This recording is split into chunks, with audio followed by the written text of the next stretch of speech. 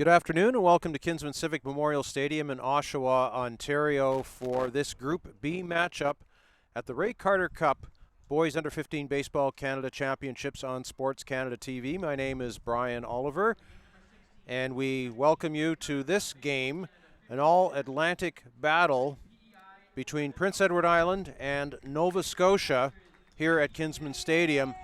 A very important game for both teams. In Group B, both teams are currently sporting records of 2 wins and 1 loss. Prince Edward Island with wins over Newfoundland and Labrador and also a win this morning over Alberta. They lost an extra innings game yesterday to Manitoba 6-5. Nova Scotia, meantime, they started the tournament with a 3-0 loss to Alberta, but they have since bounced back with a couple of victories, 7-3 over Newfoundland and Labrador, and then this morning a 15-7 win over New Brunswick. So the winner of this game will move to 3-1 and certainly into contention in Group B for either first or second place. Currently, Group B is led by Team Manitoba with a 3-0 record. Nova Scotia is 2-1, PEI is 2-1, so they are currently tied for second place in Group B with records of 2-1. New Brunswick and Alberta both at 1-2 at the moment, while Newfoundland and Labrador has a record of 0-3. So a lot riding on this game. It's a big one between Nova Scotia, the home team, and Prince Edward Island, which will be the visitors. Nova Scotia will be in their white jerseys for this game as the home team, and Prince Edward Island will be wearing their black jerseys with green numbers and green logos. Prince Edward Island let's take a look at their lineup right now. They will start the game with left fielder Owen Lynch, number 26. Second batter will be Will Morrison, center fielder. Batting third will be Luke Coughlin, the first baseman. Cody Mccormack will bat cleanup at second base. Grayson Laporte will be the EH or extra hitter in the lineup. Batting sixth, Caden Doyle, the right fielder. Jacob Dunn will bat seventh. He's at third base. Sam Worth is the catcher, bats 8th, wearing number 6. Colby Huggan will play shortstop in this game, wearing jersey number 9, and rounding out the order for PEI will be the pitcher, number 8, Ethan Smith. For Nova Scotia, their lineup looks like this. Ryan Avery will lead things off at shortstop. Lane George, the catcher, will bat second. Ty Doucette will bat third. He will play first base. Travis Feltmate, the third baseman, will bat cleanup. Zack Jenkins at second base will be the number 5 hitter. Adam Crocker will bat 6, playing left field. Emmett Mailman will be the EH or extra hitter for Nova Scotia. Batting 8th, center fielder Nolan Cheeseman. Batting 9th, the right fielder Tyler Croteau. And the 10th hitter in the lineup will be the pitcher for Nova Scotia, number 17, Cole Miller. And that's the young man you see on the mound right now. The left-hander will be the starting pitcher of this game for Nova Scotia. Nova Scotia, the home team, so they will defend first. Prince Edward Island, the visitor. The Ray Carter Cup Boys Under 15 Baseball Canada Championships on SportsCanada.TV, brought to you by MLB, Major League Baseball, the Toronto Blue Jays, Baseball Canada, Dairy Queen, Cahooniverse Sports Group, Rawlings, Mizuno, SportsCanada.TV, Durham College, Residence Conference Centers, GCBS Group of Companies, Play It Again Sports, TorontoCharters.com, and MyCore Insurance. The umpires for this game behind the plate will be Chris Walters. He is just about to clean off home plate right now. At first base, it will be Bryce Mason, and the third base umpire will be Geneviève Gaboury. So we're ready to go here. 4 o'clock Eastern Time, 5 o'clock Atlantic. Good afternoon to everyone watching us from Prince Edward Island and Nova Scotia. These provincial rivals will take on each other here in a big game. Both teams 2-1 coming in.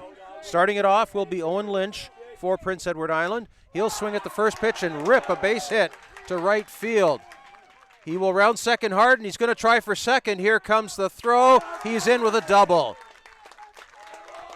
Owen Lynch with a leadoff double on the first pitch of the ball game for Prince Edward Island. A loud start for PEI.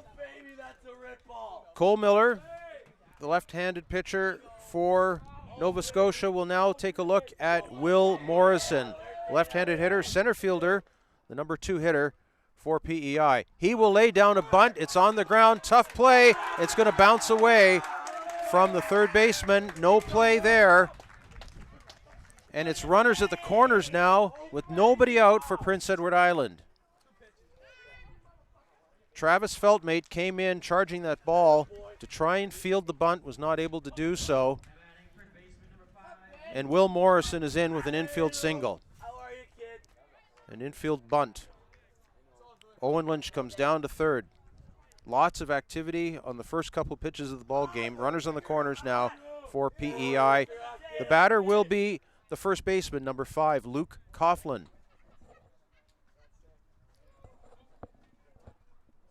PEI looking to jump out early here against Nova Scotia. If you were watching this morning's game, Prince Edward Island built a 9-1 lead against Alberta in the early going. They scored 5 runs in the first inning of that game against Alberta. Went on to win at 10-9. Big swing and a miss there by Luke Coughlin. Strike 1.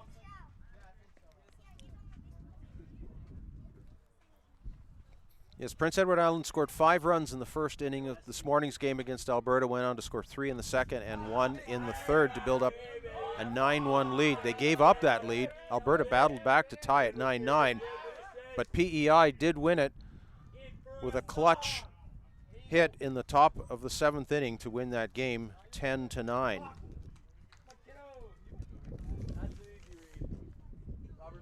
Luke Coughlin, by the way, was the hero in that game. He hit the triple in that game to score Colby Huggan all the way from second base and win that game 10-9. Luke Coughlin will look at a ball there from Cole Miller. Just underway here, top of the first inning, no score. Prince Edward Island and Nova Scotia. Prince Edward Island in the black jerseys, Nova Scotia in the white jerseys. A couple of base runners here, runners on the corners with nobody out. That pitch is swung on and missed. Check swing. The runner from first goes down to second. He's in there with a delayed steal. Will Morrison now at second base. So second and third now for PEI. For Luke Coughlin, a count of 1 ball and 2 strikes here, as Cole Miller is looking for an out. The pitcher delivers. It's in the dirt, and a great block by Lane George to make sure that didn't go by, and keeps Owen Lynch at third base. Very strong wind here again this afternoon at Kinsman Stadium in Oshawa. Wind blowing in from left field. That pitch is taken for strike 3. Luke Coughlin down on strikes looking. The runner's not able to advance. And that will bring up the cleanup hitter, number 43, Cody Mccormack. Cody Mccormick is the second baseman in this ball game for PEI. He comes up now with runners at second and third and 1 out. Scoring opportunity here for PEI in the early going against Nova Scotia.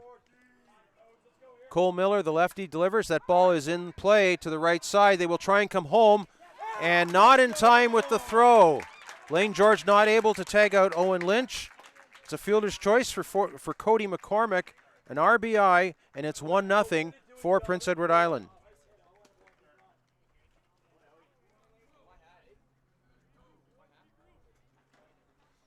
On the play, Will Morrison advanced to third base. So now runners at the corners with 1 away, and the EH, the extra hitter, Grayson Laporte. Teams allowed at their option. They don't have to put an EH or an extra hitter in the lineup. The EH does not play, of course, defensively, but does bat offensively. Some teams opt to use it in some games. They don't. Grayson Laporte here with a chance to put his team ahead even further. 1 run in already for PEI here in the top of the first against Nova Scotia. That ball is on the ground to short. They will throw to second for 1, and that's all they'll get. It's a fielder's choice. RBI for Grayson Laporte. Will Morrison comes in to score, and it's a 2-0 ball game in favor of PEI. Cody Mccormack is out at second. Grayson Laporte now the base runner at first with 2 away, and Caden Doyle will bat now for PEI, the right fielder.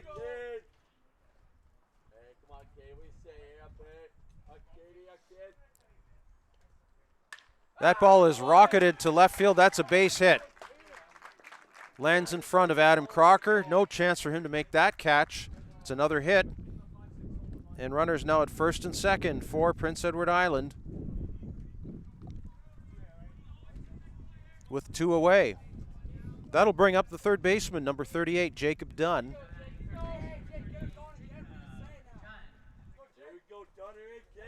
Jacob Dunn bats from the left side. 2 away here, top of the first, 2 runs in already for PEI. First pitch is high for a ball.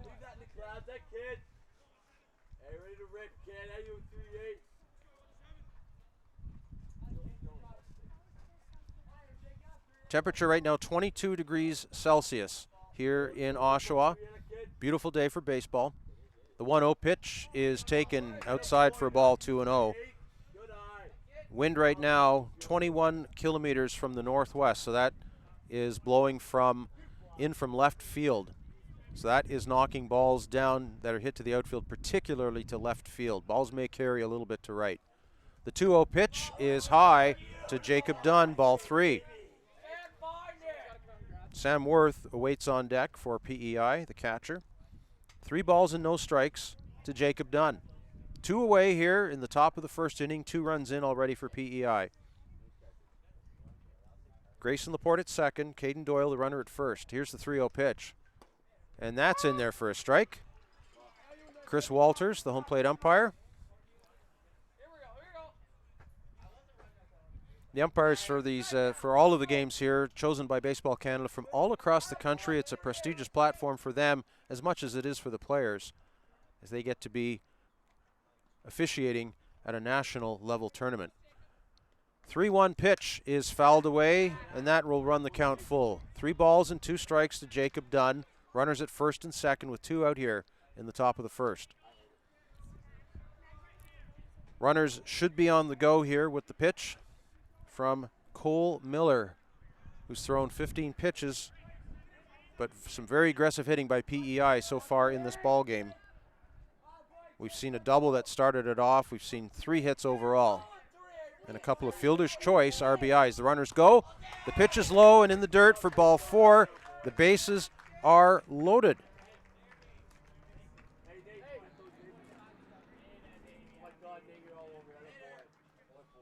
So Grayson Laporte moves down to third. Caden Doyle now to second. Jacob Dunn with the walk over to first. So 2 runs so far on 3 hits and a walk. Nova Scotia is going to talk things over here as the coaching staff for Nova Scotia trying to just keep things focused for Cole Miller, the pitcher, and Lane George, the catcher. Make sure they know what they're doing here. And we're starting to see some activity already in the Nova Scotia bullpen. It looks like Matt McKenzie going down the left field line right now for Nova Scotia. And he may start stretching and tossing here if this inning continues much longer. 2-0 Prince Edward Island. We're in the top of the first inning. Huge game here in Group B. Both teams 2-1. The winning team in this game will take over sole possession of second place in Group B. Swing and a miss by Sam Worth, the catcher for Prince Edward Island, batting 8th in the lineup for PEI, taking his first at bat of the game. The bases are loaded here for Sam Worth, looking to extend a 2-0 lead.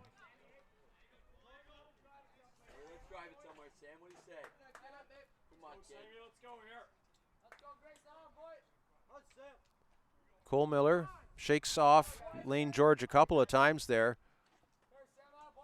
Then time is called as Sam Worth steps out of the batter's box. The right-handed hitter is now back in. And Sam Worth will deliver the 0-1 pitch. It is lifted high to the right side. First baseman Ty Doucette has a shot at it, and he hauls it in foul territory for the final out of the inning. So it's 2 runs on 3 hits, and Prince Edward Island does leave the bases loaded. So at the end of half an inning of play, it's Prince Edward Island 2, Nova Scotia coming to bat. You are watching the live stream broadcast of the Ray Carter Cup Boys Under 15 Baseball Canada Championships on SportsCanada.TV.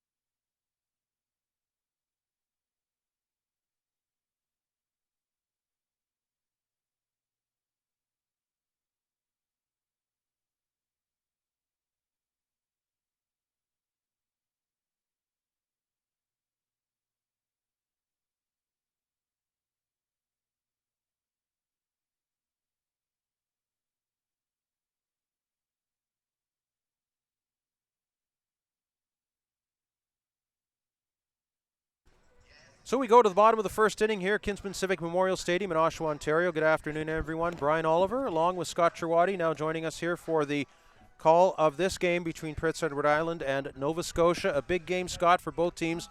Both teams 2-1 in Group B play. The winner will go to 3-1 and take over sole possession of second place at the very least after this game. Manitoba leads the group at 3-0 right now, but one of these teams will be 3-1. The significance of that is that the number 2 team in Group B gets an automatic ticket to the quarterfinals of the Ray Carter Cup. Oh, then it's probably the biggest game of the tournament for both teams right now till they win or lose and then go on to the next game, as they like to say. But it's a beautiful day too for ball, and it looks like both teams are ready to play, and looks like PEI jumped out of the chute with 2 runs in the top of the first here. Yeah, it all began with Owen Lynch leading off the game with a double. It was a hard hit ball to right field, and he legged it out for a double, drew the throw in, slid in and safely for a double to start the game. He later scored. Will Morrison also scored in the top of the first inning for PEI. So both of those runs were scored on fielder's choices, and a 2-0 lead for PEI as Nova Scotia comes up to bat here in the home half of the first inning. Nova Scotia in the white jerseys, Prince Edward Island in the black jerseys.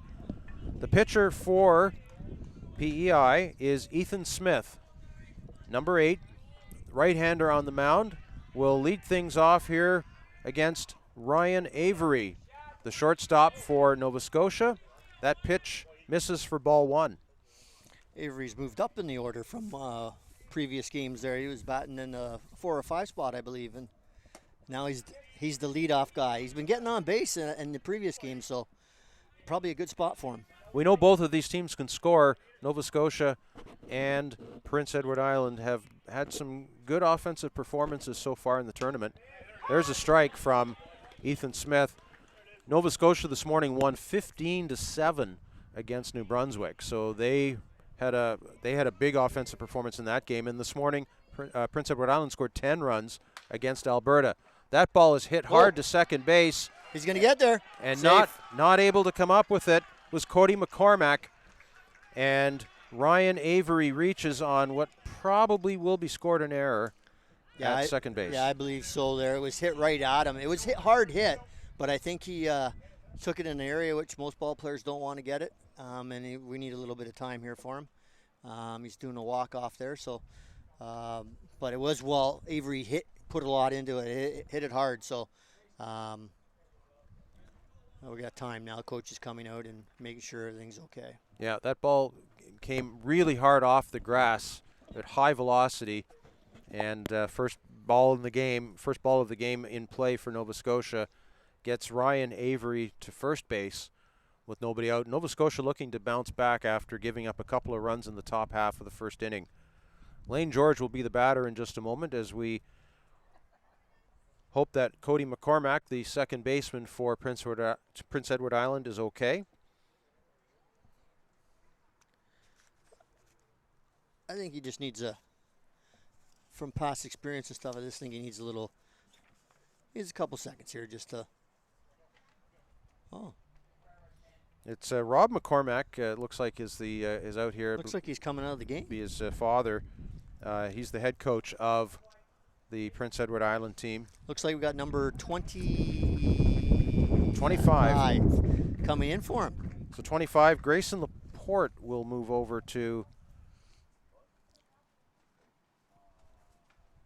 play second base.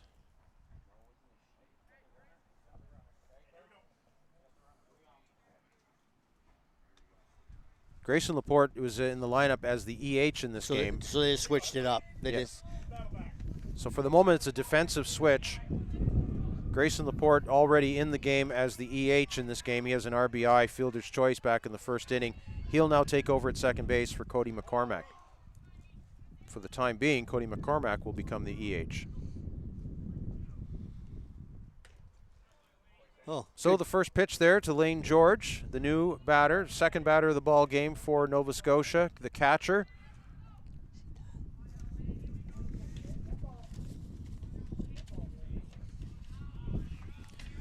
Count is 1-0 to Lane George. George hits the ball hard when he makes contact up there, so that was a big cut right there. He was right on that pitch there. Again, we saw him earlier in the tournament, and he's a solid boy, and when he makes contact, the ball does travel. Absolutely. Very powerful hitter, real good ball player. I'm very impressed watching Lane George in the games that we've got to see him play here at Kinsman Stadium. Count is 1-1 to Lane George. Runner goes with the pitch. That ball is in play to short. No chance to get the runner at second. They'll throw over to first, and Colby Huggin throws out Lane George at first for the first out of the inning. Ryan Avery advancing to second as he was running with the pitch. That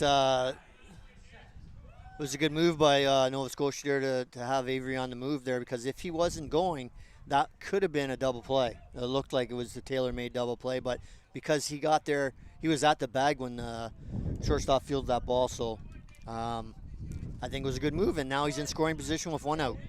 The batter will be Ty Doucette, left-handed hitter, the first baseman for Nova Scotia, another big power hitter. He will foul that one off hard to the left side and out of play. Ethan Smith, the starting pitcher for Prince Edward Island, wearing jersey number 8. Prince Edward Island in the dark jerseys. White jerseys for Nova Scotia with the blue sleeves. And a good crowd here at Kinsman Stadium with fans of both teams from both provinces here. That ball is in play to second base, bobbled at second base, and just out at first is Ty Doucette. That play made defensively there by Grayson Laporte, who just came into the ball game, bounced hard on him, but he made the throw, and there are 2 out. It was almost a replay of the play a couple batters ago. It wasn't as hit as hard, but Laporte struggled with it a little bit, but he still made it in time, and it was a banger at first base, but they did get him by about half a step. Give him credit for keeping the ball in front of him. That's what infielders need to do. When the ball's hit hard, if you keep it in front of you, you still have a chance to throw them out. Especially a second baseman. It's a shorter throw than third and short, so his key is to keep it in front of him, and he can 9 times out of 10 you'll be able to make that play. So Travis Feltmate is now the batter for Nova Scotia. He's the cleanup hitter, batting 4th in the lineup. He is the third baseman in the ball game. He bats from the left side. Nova Scotia with a runner at third here with 2 out. The 1-0 pitch is high for a ball 2.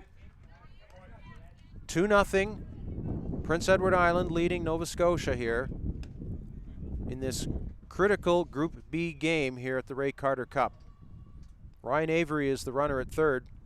Pitch is put into play. It's going to come to short to Colby Huggin. He can't make the play, and the run is going to score. Ryan Avery coming in from third as Travis Feltmate reaches on what might be scored an error there at shortstop, and it's a 2-1 ball game. Yeah, he took his head off the ball thinking of making the throw before he was actually fielded the ball, and he just that little pull his head up a bit, just caused him to miss that, hit off his glove, and he couldn't rebound. With these shorter bases than we're normally used to at the Bantam age in Ontario, the runners seem like they're getting down the line really quick.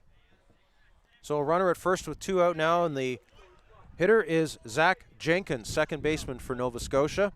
Nova Scotia on the board here, answering with at least 1 run here. It's a 2-1 ball game. PEI with 2 in the top of the first, Nova Scotia with 1 here in the bottom of the first, thanks to a couple of errors defensively. That pitch is in there for a strike, 1-1. Nice fastball there by the pitcher there, Ethan Smith. Nova Scotia signals coming from the third base coach. We'll keep an eye on the base runner, Travis Feltmate. Does not go with the pitch. That ball is hit to the right side. It's foul. Ooh. That made a loud sound along the right side here. Hopefully everybody's okay over there. I didn't hear any O's. There's a big clunk, though. It was a big clunk. So it's a ball and 2 strikes now to Travis Feltmate, or rather to Zack Jenkins. Travis Feltmate is on first for Nova Scotia.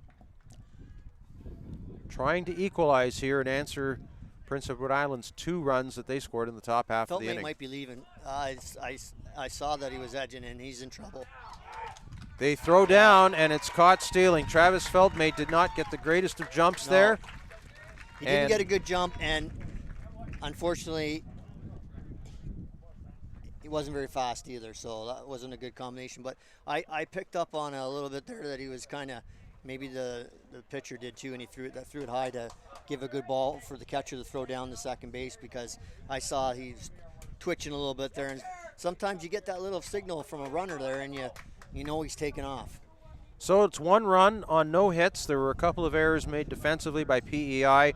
1 inning complete, and it's Prince Edward Island 2, Nova Scotia 1. You're watching the live stream broadcast of the Ray Carter Cup Boys Under 15 Baseball Canada Championships on SportsCanada.TV.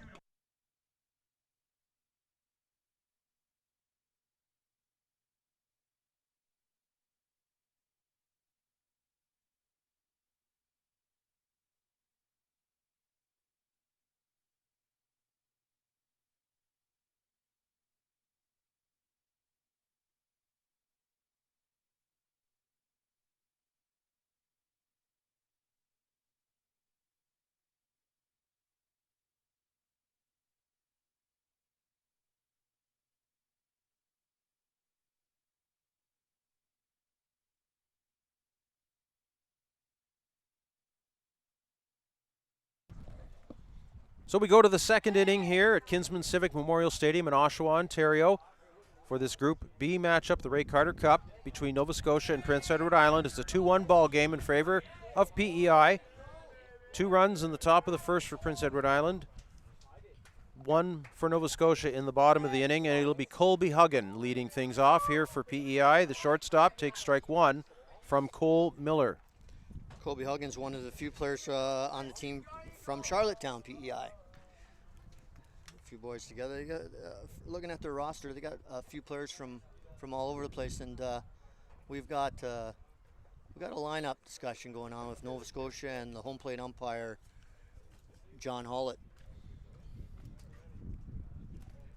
I'm not really sure what the question is, but I'm sure they'll tell us. Looks like we're going to see some clarification made there of some sort. The umpire made to the press box, which they are the official scorekeepers up in the press box there, and the umpire did yell something up there, but unfortunately my hearing is not what it used to be. 0-1. Yes, he did. The pitch is waved bunt at. It looks like he was trying to bunt his way on there for a single, but Colby Huggan bunts through it. Count is 0-2. He was trying to drag bunt. Wasn't the ideal pitch to try that on, but when you get it in your head you're going to try it, it's really hard to stop. The 0-2 pitch is fouled back.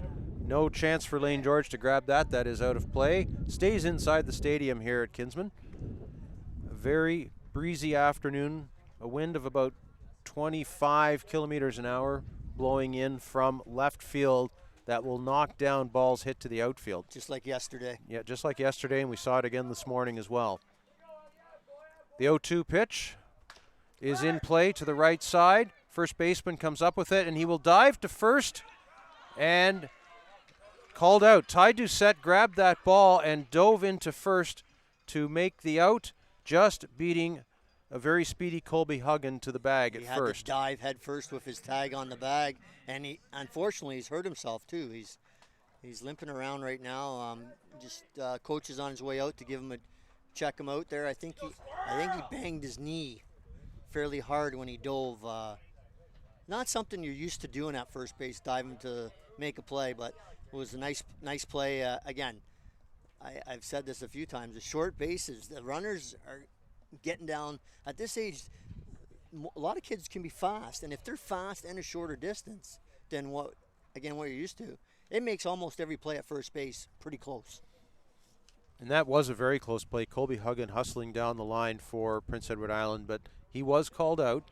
Ty Doucette looks like he's going to stay in the game, but we've had a couple of early injuries, one for each team so far in this game. Yes, we have. Over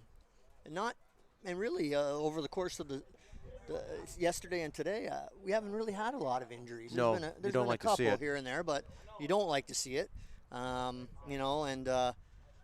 As a lot of times at this, again, coaches, parents, a lot of parents would say, suck it up, buddy, and you're okay. But you want to be 100% when you're playing the game, that's for sure.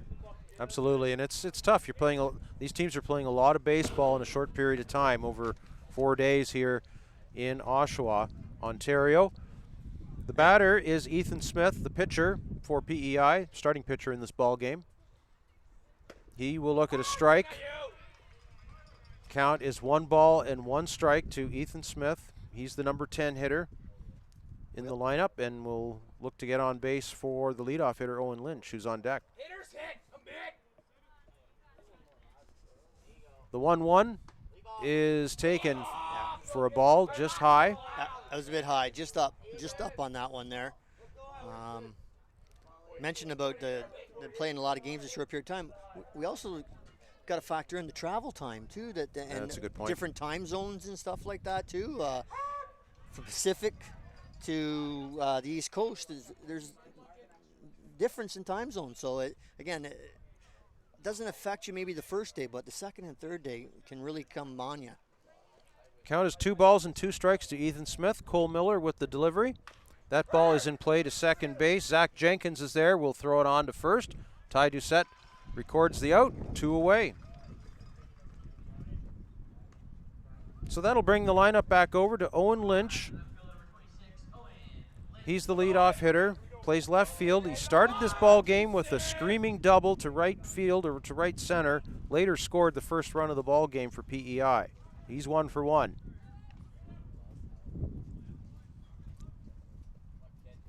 Cole Miller will deliver an off-speed pitch in there for a strike, 0-1. Lynch is from Summerside, PEI, and attends Three Oaks Senior High School. The 0-1 pitch is very high, ball 1. PEI bench is a little vocal right now. They're giving some encouragement to Lynch at the plate here, and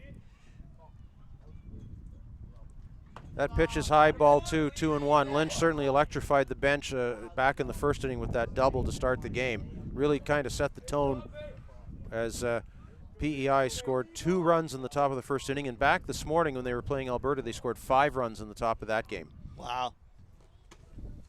Pitch misses outside, 3-1 now to Owen Lynch with 2 out here in the top of the second inning. PEI with a 2-1 lead on Nova Scotia. We've seen in a lot of the games, the first inning, a fair bit of runs being scored. The 3-1 pitch is inside. In fact, it hit him. I don't know how much it got of him, but I think more of the shirt hanging down than anything else. So Lynch is fine. He jogged down the first base. Everything's good. So the inning will continue as Owen Lynch reaches first base as on a hit by pitch, and that will bring up Will Morrison. He's 1 for 1 in the ball game. He also singled back in the first inning and scored. His run represents the difference in the ball game right now. They have got the runner picked off at first. He's going to third. Cole Miller threw it over to first. They had the runner. He might and be a runner. going home. He is He's coming going home. Standing up. Wow. Owen Lynch comes all the way around from first. He was hit by a pitch. They tried to pick him off. They had him picked off, but they threw the ball away, and Lynch comes all the way around to score, and it's now a 3-1 lead for PEI. That play we've seen again, I resort back to some of the games we've seen already and we've broadcasted. There's been a few overthrows at first base, and runners have gone to second, third, and home on various occasions. So, again, a lot of foul territory at Kinsman Park here in Oshawa. So the first pitch to Will Morrison, he came up with the runner on first, and he didn't even see a pitch, and Owen Lynch came all the way around to score before he even saw his first pitch. That's a strike to Will Morrison. 0-1. Cole Miller will throw that one low, and Morrison swings over it for strike 2. That wasn't a good swing by Morrison there. He kind of waved at that there, whether he was thinking that the curveball was coming or whatever, but I wouldn't be surprised if he sees another curveball right here. 0-2 is the count. That ball is popped up to the right side. Ty Doucette should be under that. Totally lost it in the sun. Lost it in the sun. Dropped about 2 feet from him and was in foul territory.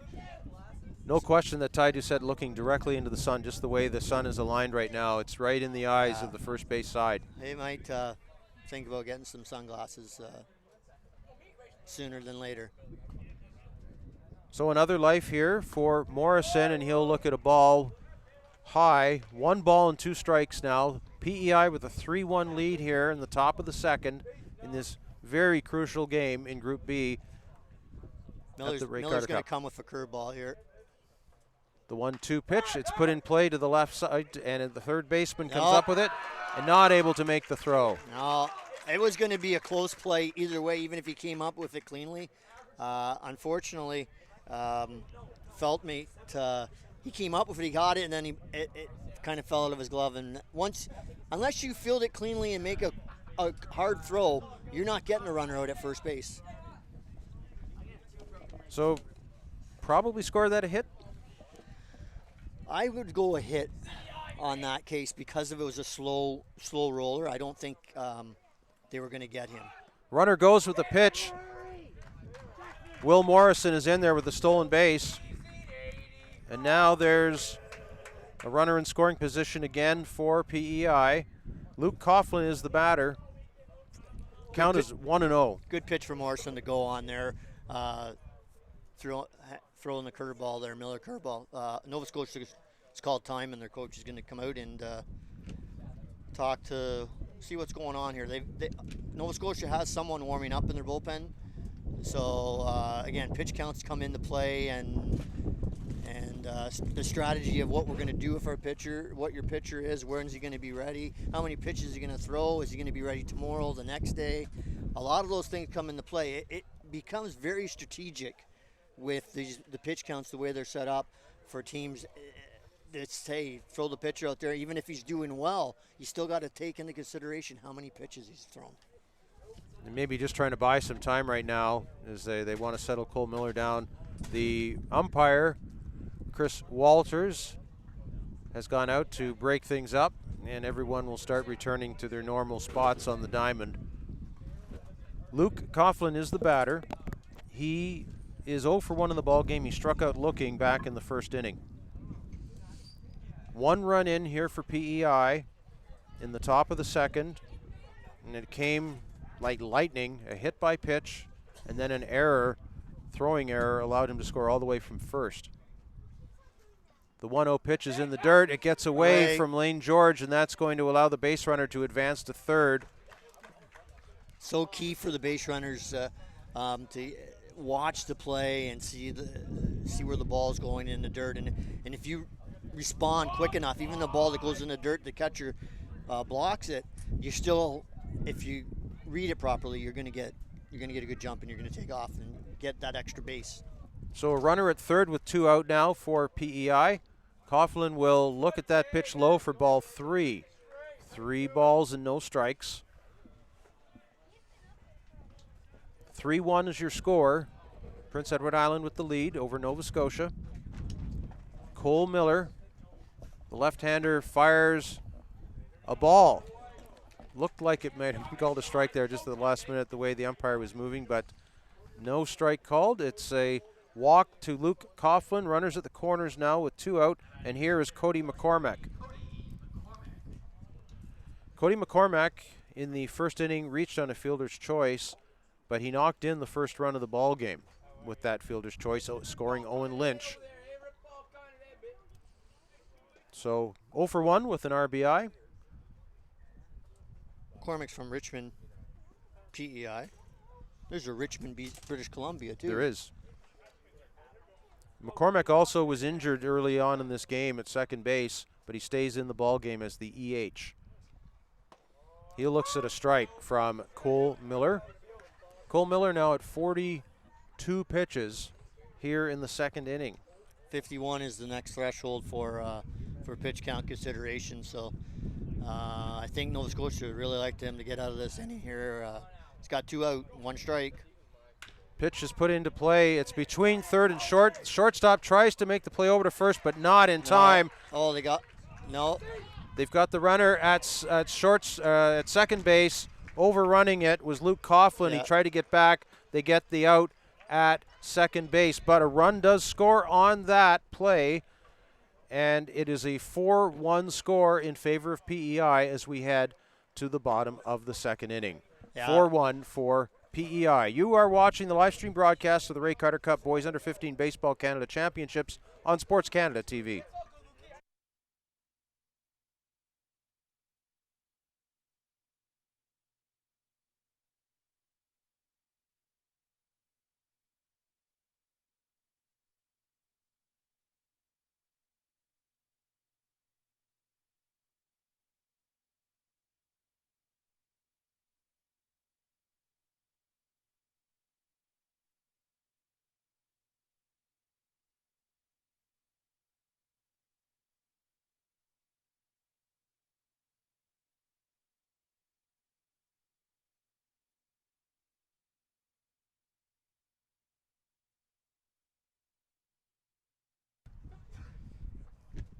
We go to the bottom of the second inning here in Oshawa, Ontario, Kinsman Stadium. Brian Oliver along with Scott Cherwadi for this Group B matchup between Prince Edward Island and Nova Scotia at the Ray Carter Cup 15U Boys National Baseball Championship. 2 runs in that last half inning for PEI, coming on 2 hits and a 4-1 lead. So 4 runs on 5 hits so far for PEI. 1 run on no hits for Nova Scotia as they come up here in the bottom of the second inning. The leadoff hitter will be the second baseman, number 6, Zack Jenkins.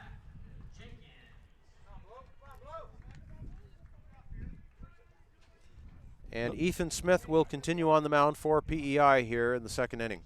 Nova Scotia's coaches were having a little conference there, and now the first base coach has just made it over to first base, and we're still waiting for the third base coach to come out and take his spot there. Probably some planning going on and seeing, just trying to think of where they're going to go next inning and whether Miller's going to come back out and pitch, or are they going to go with a new pitcher in the top of the third.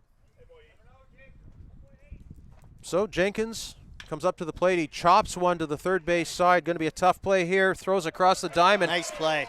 Outstanding. Nice play. Very nice play by... That's Travis Feldmate. Pardon me. Jacob Dunn.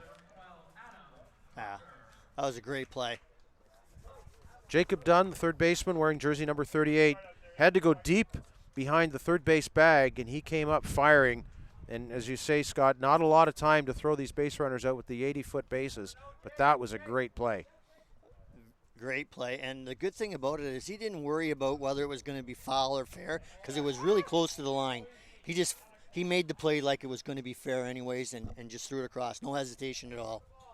Adam Crocker now the batter, the left fielder for Nova Scotia. 1 out here in the bottom of the second inning in a 4-1 game. Swing and a miss for strike 2. Nice curveball by Smith there. Had the batter out guessing there. Oh, foul ball off his bat.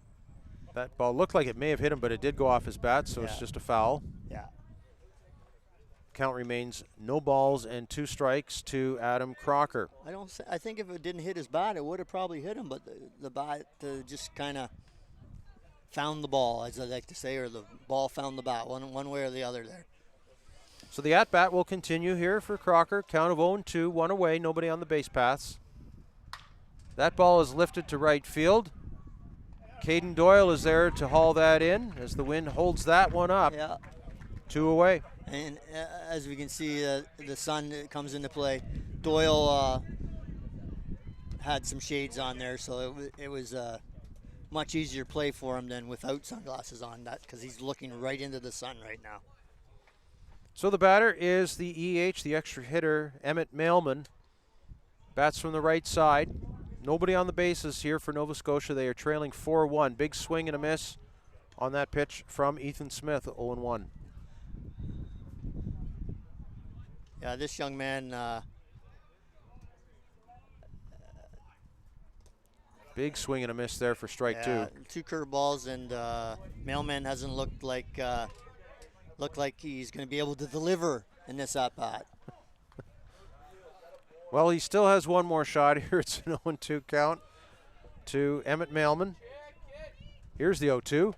He swings and misses. The ball's in the dirt, and they will apply the tag, and there's the out recorded. So it's a strikeout, first of the ball game for Ethan Smith, and the inning is over. 3 up, 3 down, no runners left on base. We've played 2 innings now here in Oshawa, Ontario at Kinsman Stadium.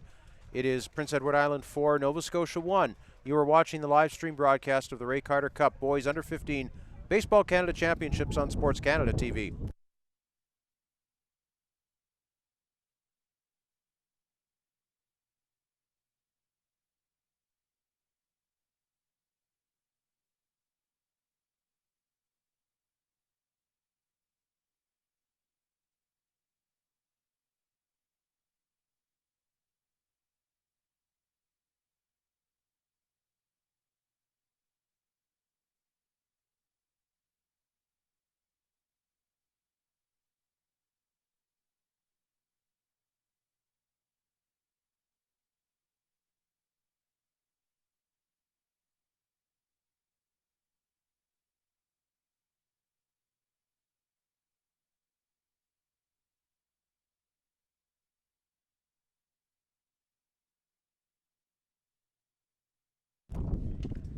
We go to the bottom of the second inning here in Oshawa at Kinsman Stadium.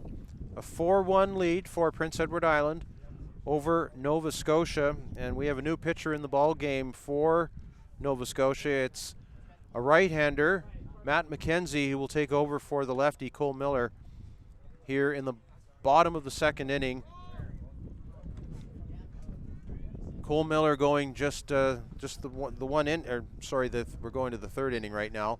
Top of the third inning for PEI. They haven't put up the 0 on the scoreboard yet for Nova Scotia in the bottom of the second inning. So we're going to the top of the third inning right now. Prince Edward Island is the visiting team. Miller was at 43 pitches, I believe. Okay. Hence they decided that instead of letting him go to the 50, decided to just better to start the inning off for a pitcher, which I like that decision. It's a nice decision for the pitcher to come in and not have to come in with maybe a count on the batter. So Matt McKenzie is the pitcher now for Nova Scotia. The leadoff hitter is Grayson Laporte. Started as the EH and came on to play second base after Cody Mccormack was injured back in the first inning. That ball is hit hard to the left side. It gets away from Travis Feltmate off his glove into left field. It's a base hit for Grayson Laporte. Yeah, it was hitting the hole at third. Feltmate tried to come over and make it. He got his glove on it, but he couldn't get in. Couldn't corral that ball in there. It was high hopper. So Laporte is 1 for 2 in the ball game. He back in the first inning had knocked in a run on a fielder's choice. And the batter will now be Caden Doyle. He's 1 for 1 in the game and takes a ball on the first offering from Matt McKenzie. The right fielder for PEI singled in the 2-run first inning for PEI. They lead this game 4-1 now in the top of the 3rd inning. Runner at first and nobody out. Prince Edward Island with a 2-1 record. Nova Scotia with a 2-1 record coming into this game. Sole possession of 2nd place in Group B on the line, pending the outcome of the Manitoba game this evening. That ball is in play. Could be a double play. McKenzie over to second for 1. That's all they'll get. Nice play by McKenzie there to come off the mound and make a accurate throw to second base to get the runner there. So good play, get the lead runner. So it's a fielder's choice for Caden Doyle, and he will stay at first base. A runner at first with 1 away, and Jacob Dunn comes to the plate. He walked in his first plate appearance of the game back in the 1st inning. Jacob Dunn, left-handed hitter against Matt McKenzie. McKenzie will check the runner back to first. Doyle is back.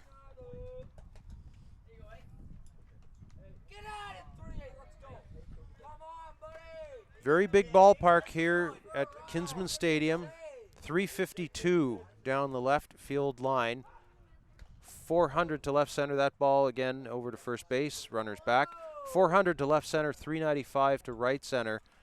324 down the right field line. But there's a big concrete wall all around this stadium with ivy draped over most of it.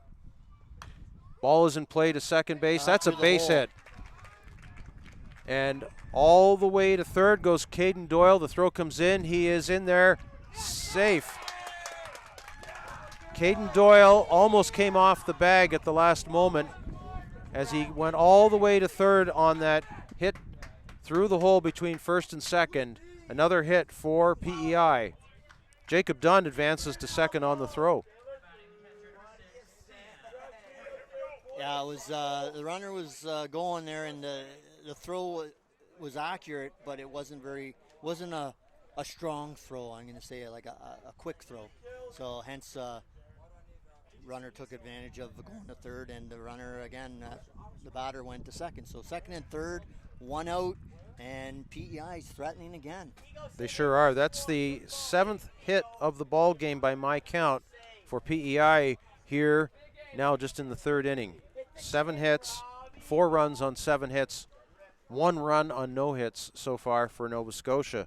Big scoring opportunity here for PEI. They are already up with a 4-1 lead. Second and third, 1 out. Let's see what batter Sam Worth does here. He's the catcher. Everybody steps off for a moment. We'll reset.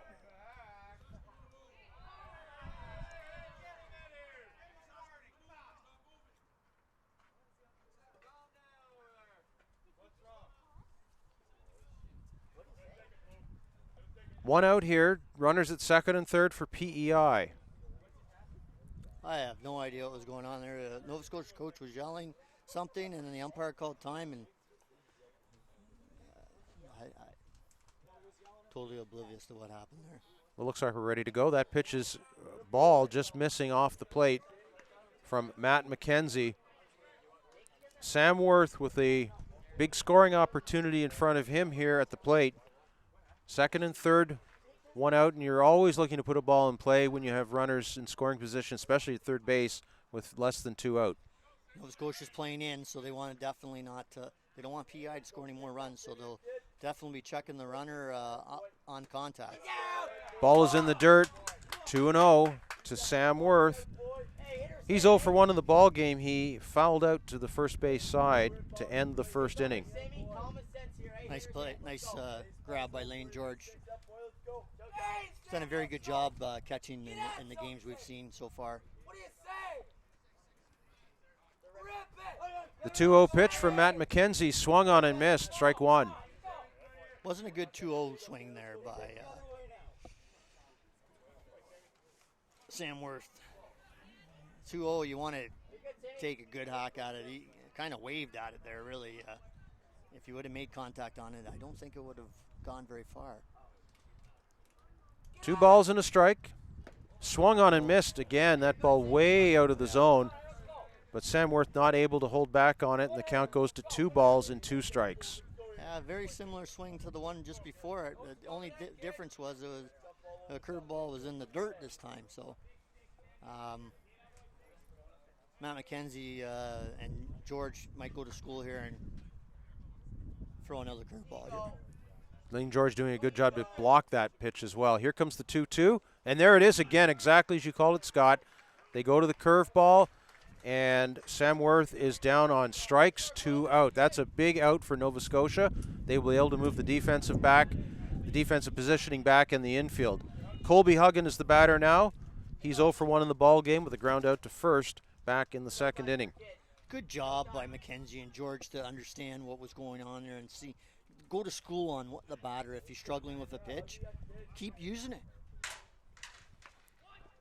Huggan tries to lay down a bunt, and he fouls it over the fence out of play. So it's strike 1 to Colby Huggan, the shortstop for PEI.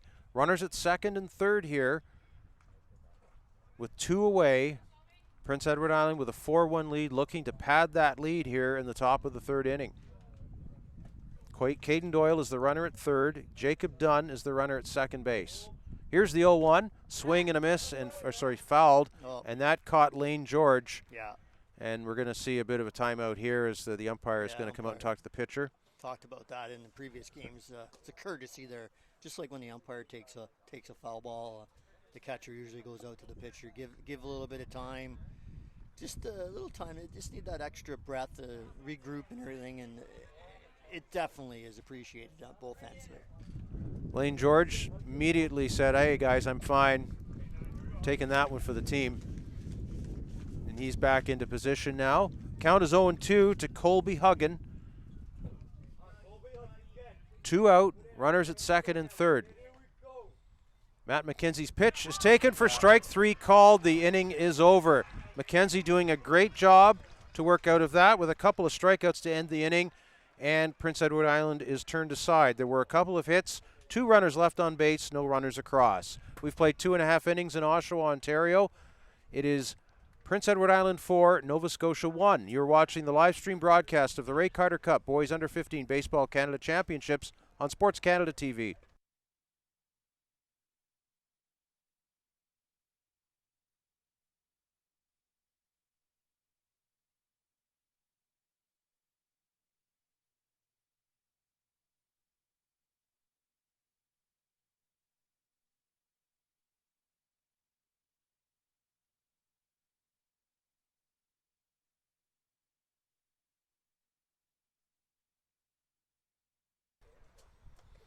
Going to the bottom of the third inning here in Oshawa, Ontario. Brian Oliver along with Scott Trewady. Thank you for joining us in this Group B game between Nova Scotia and Prince Edward Island here at Kinsman Stadium in Oshawa.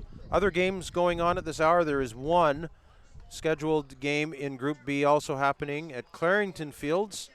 It's just about 20-minute drive east of us here in downtown Oshawa.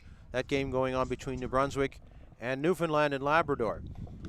Coming up tonight here at Kinsman Stadium, we will see the host Oshawa Legionnaires, who lost a 7-0 decision to Team Ontario earlier this afternoon. They will take on Saskatchewan here at Kinsman Stadium.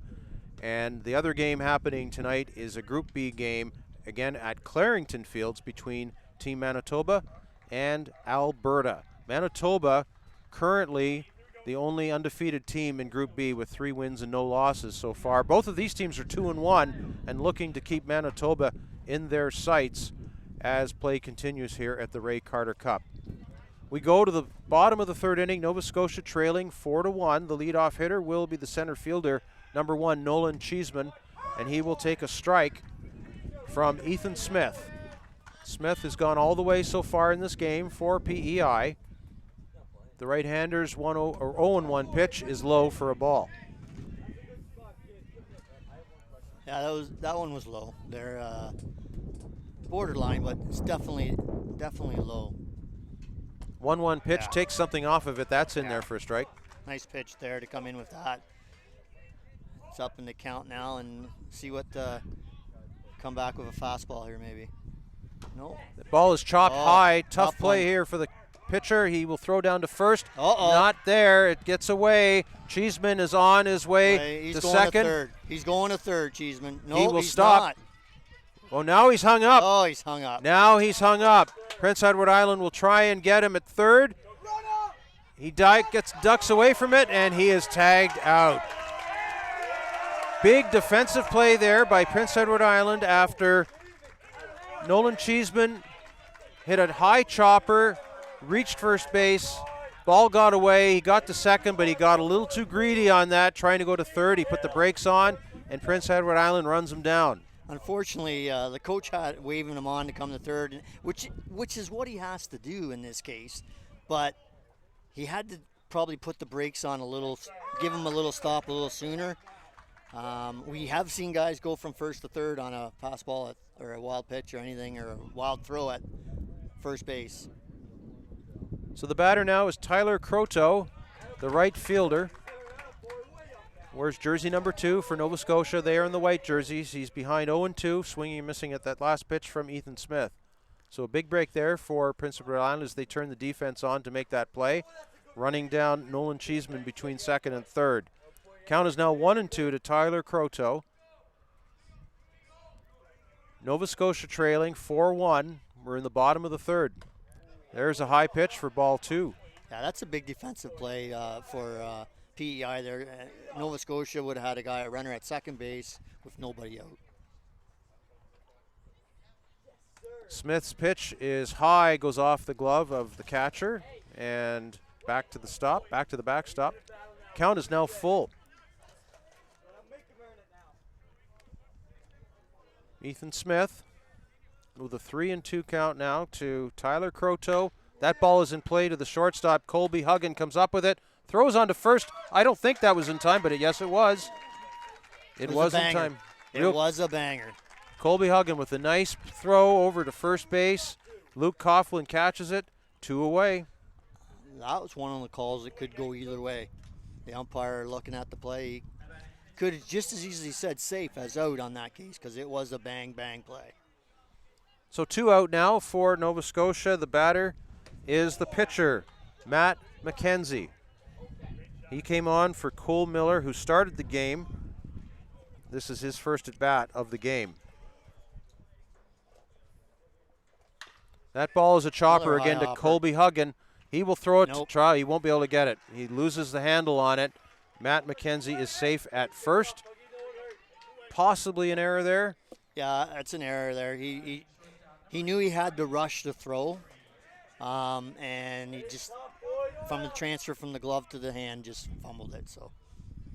So Ryan Avery will now be the batter as the lineup turns over for Nova Scotia. He's the leadoff hitter. Avery is 0 for 1 in the ball game. He reached on an error at second base to start the game, later scored Nova Scotia's only run. 2 away here with the runner at first. The pitch from Ethan Smith is high for ball 1. Prince Edward Island in the black jerseys, Nova Scotia in the white jerseys.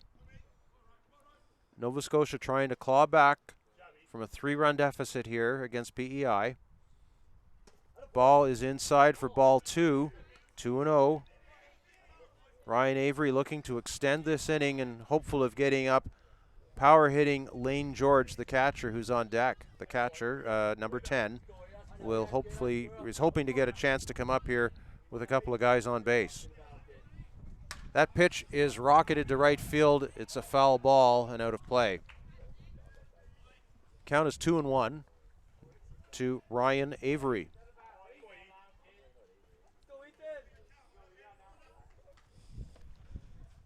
So a chance in this ball game here again. Lots of runway left for Nova Scotia in this game, even though they are down 4-1. We saw earlier this morning, Scott, you weren't here for this particular game, but it was a 9-1 lead early on for Prince Edward Island against Alberta. And Alberta climbed all the way back in that game to equalize at 9-9. Wow. But PEI later went on to win the game with a clutch triple in the 7th inning to win at 10-9. But they had a huge lead of 8 runs and then lost the lead. So they can give up a big lead. So that Nova Scotia's got to keep that in mind. It's much closer than 8-1 at this point right now. So It depends on what you want to do with your pitching, of course. Ethan Smith has been very strong to start the game here for PEI. Runner goes, swing and a miss, run down to second, and safe with a stolen base at second is Matt McKenzie. So it's a stolen base. McKenzie in safely, a runner in scoring position now as Ryan Avery has a count of 2-2. He swung very late on that pitch. They tried to distract the catcher on that case to protect the runner going from first to second there, Matt McKenzie. So it's a 2-2 count with 2 out here. Nova Scotia with Matt McKenzie at second base. Time is called by Chris Walters, the home plate umpire. Nova Scotia would like to try and get at least one back here in the third inning. Cut into this 3-run PEI lead. Ethan Smith's pitch is chopped foul. Staying alive. Good job there by Ryan Avery to keep the at-bat going. Stay alive there. Spoil that pitch and hopefully get a pitch here that you can do something with.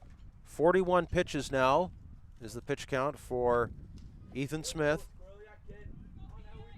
And fairly soon, PEI will have a decision to make with his pitch count. You sure will. Here's the 2-2. Lofted to center field. Right at the center fielder. And it is right at center fielder Will Morrison, who hauls it in for the final out of the inning. So a runner left on base for Nova Scotia. A couple of errors made defensively by PEI, but nothing across. We've played 3 complete innings here in Oshawa, Ontario. It's a 4-1 lead for Prince Edward Island. You're watching the live stream broadcast of the Ray Carter Cup Boys Under 15 Baseball Canada Championships on SportsCanada.TV.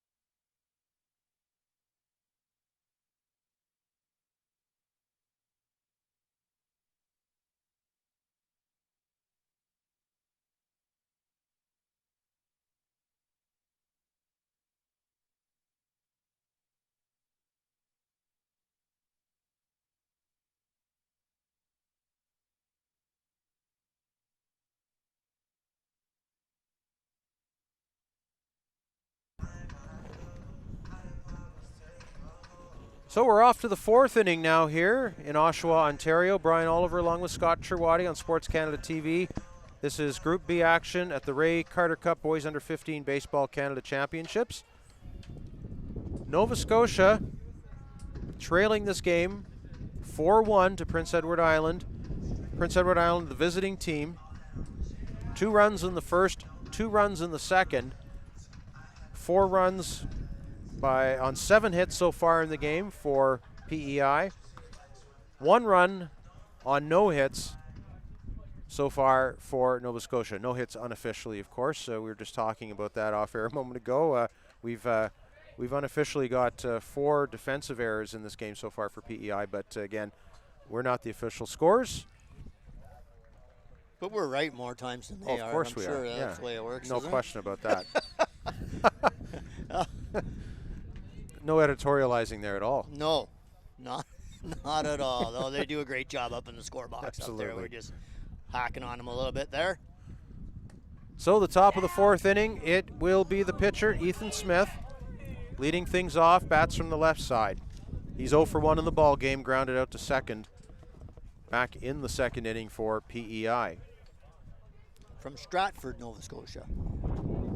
A few boys from the team are from Stratford as well. Matt McKenzie will deliver a pitch. It's in there for a strike. 1 ball and 1 strike to Ethan Smith. Low, that's probably the lowest I would see a strike with there. That was a low pitch. It was very similar to the pitch before, but Lane George couldn't come up with it. Count is 1 ball and 1 strike. McKenzie's pitch, that's in there for a strike. A little bit higher that time. 1-2.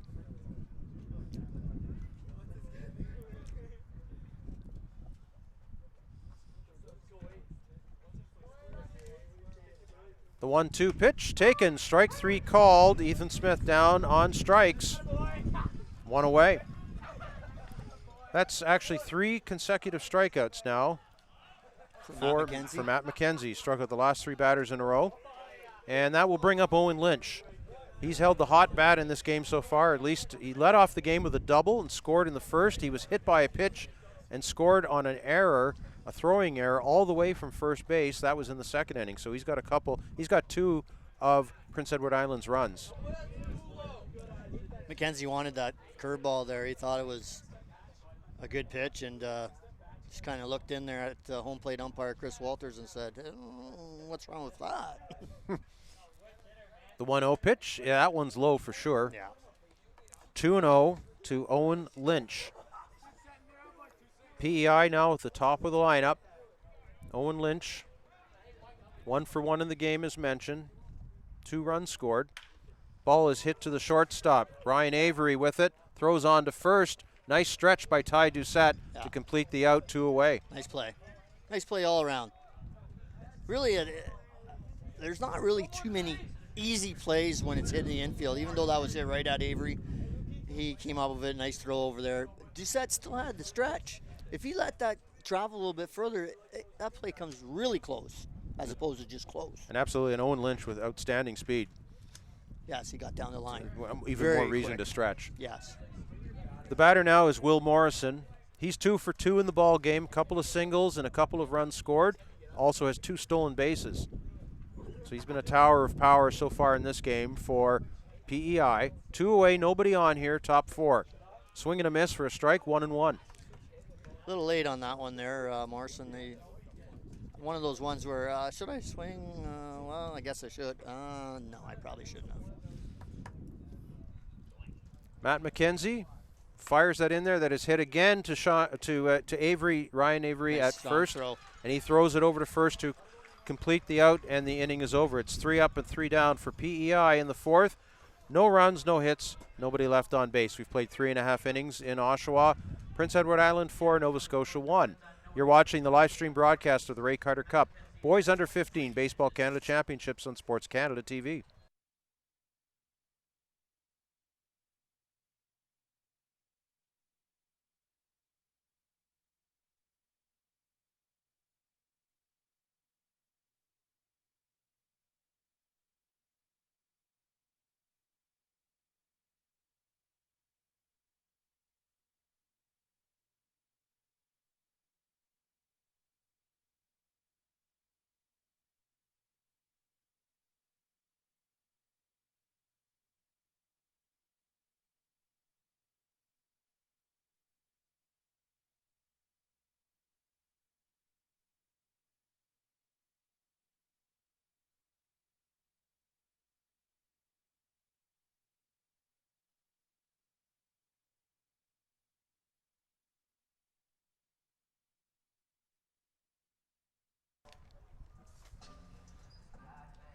Going to the bottom of the 4th inning here at Kinsman Civic Memorial Stadium in Oshawa, Ontario. Group B action, Ray Carter Cup. It is Prince Edward Island leading Nova Scotia by a 4-1 count. 2 runs in the first, 2 runs in the second for PEI. Nova Scotia had 1 run in the bottom of the 1st inning. Still looking unofficially for their first hit of the ball game. We have 1 run with no hits so far for Nova Scotia. They've had a number of base runners, though, that by our calculation all reached by error, but will allow the game changer official results to dictate what the official stats are of the ball game. The leadoff hitter is Lane George, the catcher for Nova Scotia. Looks at ball 1 from Ethan Smith, who continues now into the 4th inning with a pitch count at 43. We'll talk about that in just a moment here, but the significance of that and whether he gets to 50 pitches or goes over 50 pitches. The 1-0 pitch is in there for a strike, 1-1. Yeah, he's 50. If he goes to 50, then after 51, rather. After 51, he's got to have 2 days rest, which puts him out of the tournament, really. So either you're going to ride him right to the end here or pull him out at 50, probably. Because 2 days, anything that's 2 days or more is really pointless at this point, unless, again, you're trying to ride him right to the 95. That's right, and maybe they will do that. Yeah, it depends on what their plans are, who they've used so far, what other pitchers are available. A lot of things come into play there. So sometimes it's not always important. Or I look at it, not always again, everyone goes, well, why just pull them out? Well, you know what? You bring in someone else, and maybe they run into trouble or something like that, and then you've given up the lead. Where if the pitcher's in a groove, let him go. So it was a 5-pitch walk for Lane George there. So he is a leadoff base runner here for Nova Scotia in the bottom of the 4th. Runner on first, nobody out. The batter is Ty Doucette, the first baseman for Nova Scotia, bats from the left side. Doucette will look at a ball. 1-0. Doucette is 0 for 1 in the ball game. He grounded out to second. Again, a 3-run lead here for PEI in the bottom of the 4th. That was pitch number 48 for Ethan Smith. I got a feeling they're going to ride him. Looks like they might. That ball is hit very hard to short. Nice play by the shortstop. He's going to go the long way to first. Nice play. And he will get it. Colby Huggin making an outstanding play there. Nice on play. The defensive side. He gets the out at first. 1 away. Very good play. It was in the hole. Couldn't take crow hop or anything. Just wound up and throw the ball over there on off his back foot there and right on the money. Nice play.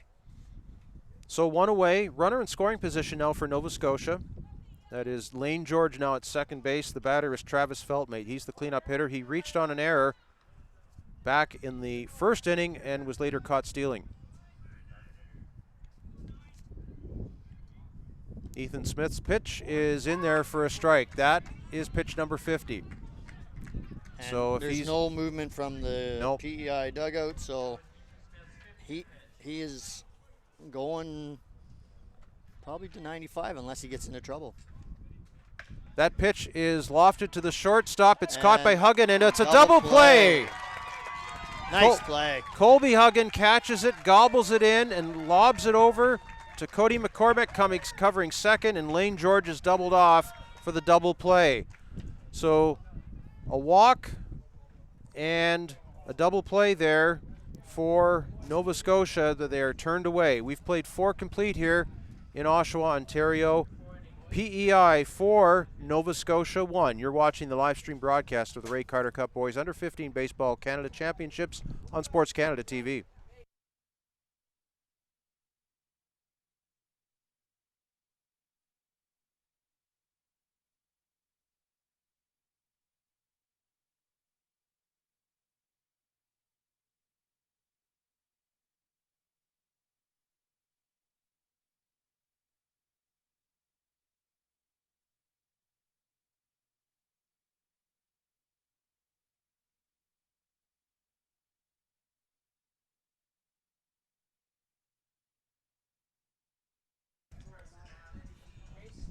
We go to the 5th inning here in Oshawa, Ontario, at Kinsman Civic Memorial Stadium. Good afternoon. Hope you're enjoying this game between Prince Edward Island and Nova Scotia. In fact, good evening to our viewers in Atlantic Canada, where it's now just a 6:15 Atlantic time.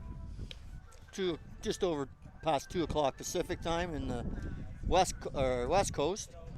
That's right. We have to keep time zones in mind right here with different times of all these different games. So when we speak of times, we're always referencing Eastern time, but always doing our best to make sure that we're getting the specific time zones of the teams involved to let you know when the games are going to be played so you can watch them in your time zone. This is an all-Atlantic battle. This is Nova Scotia against Prince Edward Island, a big game in Group B. Both teams 2-1 coming into the ball game. We go to the 5th inning now. PEI with a 4-1 lead. 2 runs in the first, 2 runs in the second. Leading things off will be Luke Coughlin. He is 0 for 1 in the ball game. He struck out and walked. First pitch from Matt McKenzie, stays in the game as the pitcher for Nova Scotia, is a ball.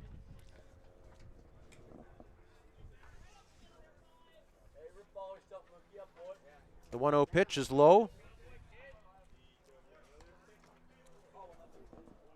Coughlin is the first baseman for PEI. Some real good defense there in that last inning by PEI. That's a ball in the dirt.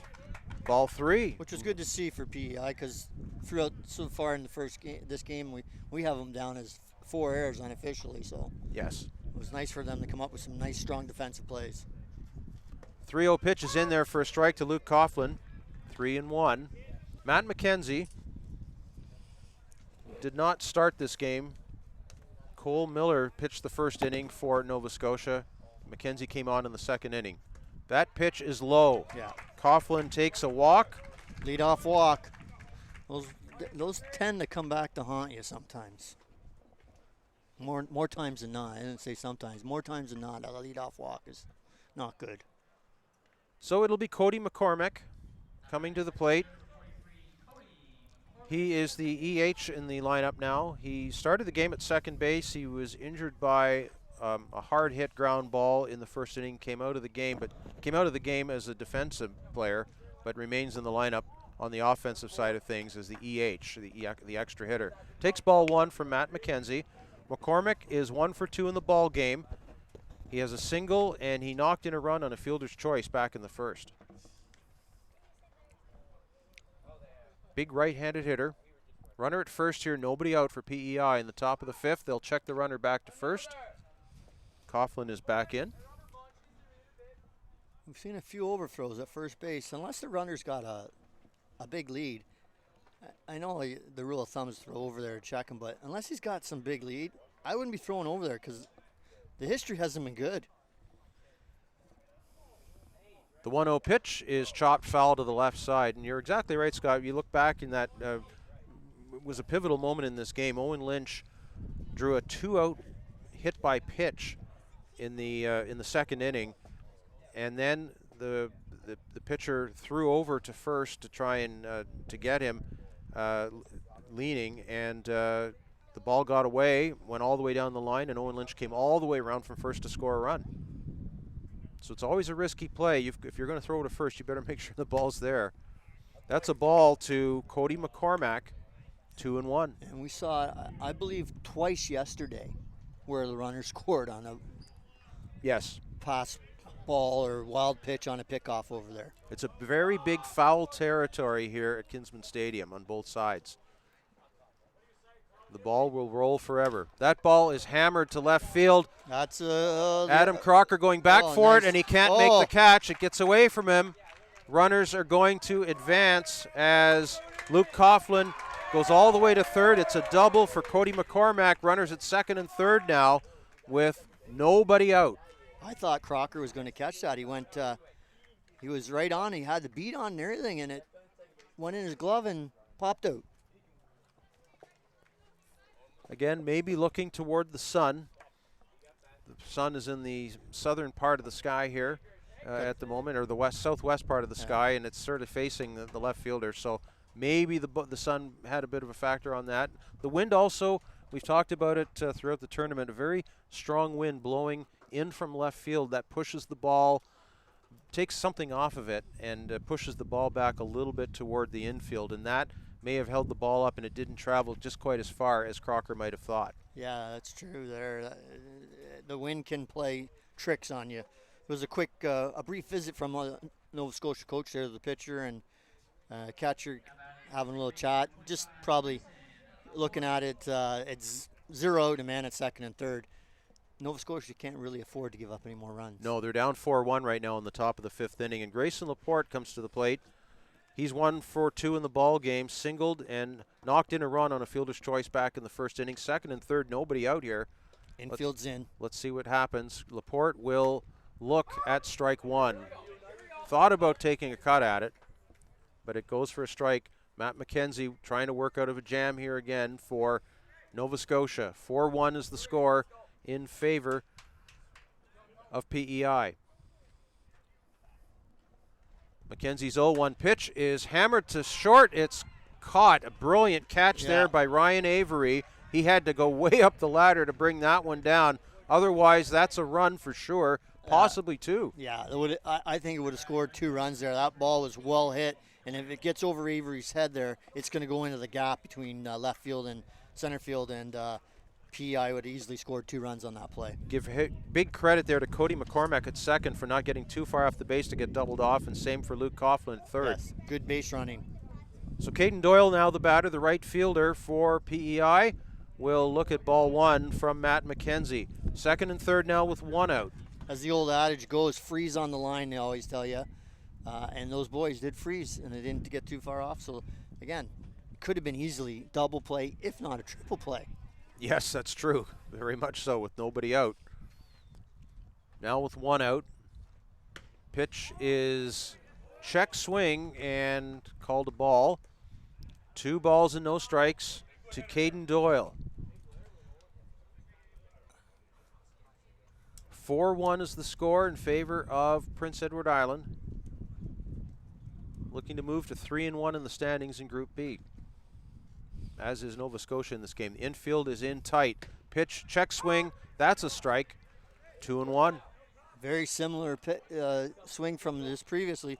At that time he did go a little bit further, hence why a strike this time. Nova Scotia's infield in very tight on the grass here at Kinsman Stadium. Count is 2 balls and a strike to Caden Doyle. Time is called. And now Doyle will step back in. Doyle wanted to adjust his glove there. Scoring opportunity here for PEI here in the top of the 5th, trying to extend a 3-run lead. Matt McKenzie's pitch is very high. It's a ball, 3-1. This is a big pitch there. Well, big at bat here. Either to get 2 out and not have a run come in, or very easily it's going to be the bases loaded here now, which could work out to your advantage because then you have a force at the plate. Or any base. Or any base, but they really want to go to the plate. And yes, no question. If they can, they want to go to the plate. I don't know what's going on here. So, time called yet again. Everybody making sure they know what their assignments are. Anything can happen here with runners at second and third, 1 away. Count of 3-1 to Caden Doyle. He's in the driver's seat here against Matt McKenzie, the Nova Scotia pitcher. Now he steps off again, and now the manager is going to come into the ball game. All time. And they're going to talk things over here. I don't know if they weren't set on what they wanted to do here. The whole infield is coming in to talk things over here on the mound now. This is a real pivotal point of the ball game. It is, and hence why the coaches, coaches were probably talking about it amongst themselves and said, you know what, we need to talk to players about this. So let's go see what's going on and talk. Looks like they've got things settled away. The coaching staff has gone off the field, but the players are all still standing together. And now all the base runners for Prince Edward Island are gathering over on the third base line. And a bunch of mini meetings going on all over the place there. A lot of meetings going on, and not sure whether the umpires maybe get together and have their own talk too. Yeah, home plate umpire Chris Walters coming out to break up the the tea party that, as younger kids used to call when they come out group. I remember years and years ago, when my son was a young lad, and there was a big mound group, tea party they used to call, anything to hack on the other team. Here's the 3-1 pitch. Ball is taken outside for ball 4. Caden Doyle goes down to first base with a walk. The bases are loaded for PEI, and here comes Jacob Dunn. Infield stays in. Actually, the infield, the corners are in. The shortstop and second baseman have moved back to double play depth. So, again, it's really hard to turn a double play the way the bases are set up. Swing and a miss there from Jacob Dunn. But Nova Scotia's made that decision here that they're on a roll a pair, 2 up the middle. Jacob Dunn is 1 for 1 in the ball game. He singled, and he is also walked in the ball game. This is his 3rd plate appearance. Big opportunity to put his team way ahead and blow this thing open here. Swing and a miss. Strike 2 to Jacob Dunn. Got Luke Coughlin at third, Cody Mccormack at second base, Caden Doyle, the base runner, at first for PEI. Dunn really needs to keep his head in on the watch the ball hit his bat here. He's pulled his head out on both times. That ball is is a hit. little bit better. That's going to be That's trouble. a base hit. That's a base hit to right field. That's going to score a run. An RBI single for Jacob Dunn makes it a 5-1 ball game as that lands behind second base and in front of the outfielders, and the wind knocked that down. It just did not carry, and it's a 5-1 ball game. Yeah. Just knocked that ball right down. Without the wind there, the center fielder could have had a play on that, which would have been shallow out there. Hence, probably wouldn't have. Runners would have stayed stationary where at their bases, and they wouldn't have played. So there would have been 2 out, no run score. But the opposite happened there. So we got another tea party on the mound here. Yeah, it's a tea party. Umpire Walters has gone out there and said, I think he's out there going, "Hey guys, what's going on? Like this, we've had a little bit too many of these." I know it's a pivotal point of the game and all that, but we don't want to slow the game down to a.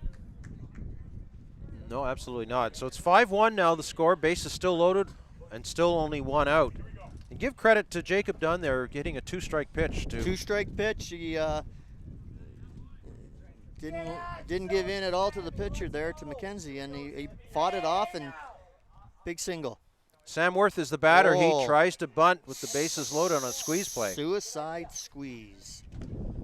Worth is 0 for 2 in the ball game, so he's popped out to foul territory on the right side. He's struck out, so hence why he was probably bunting there. Possibly, yeah, just wanting to put a ball in play and maybe force get another run in here at least for Prince Edward Island. It was a good pitch to bunt.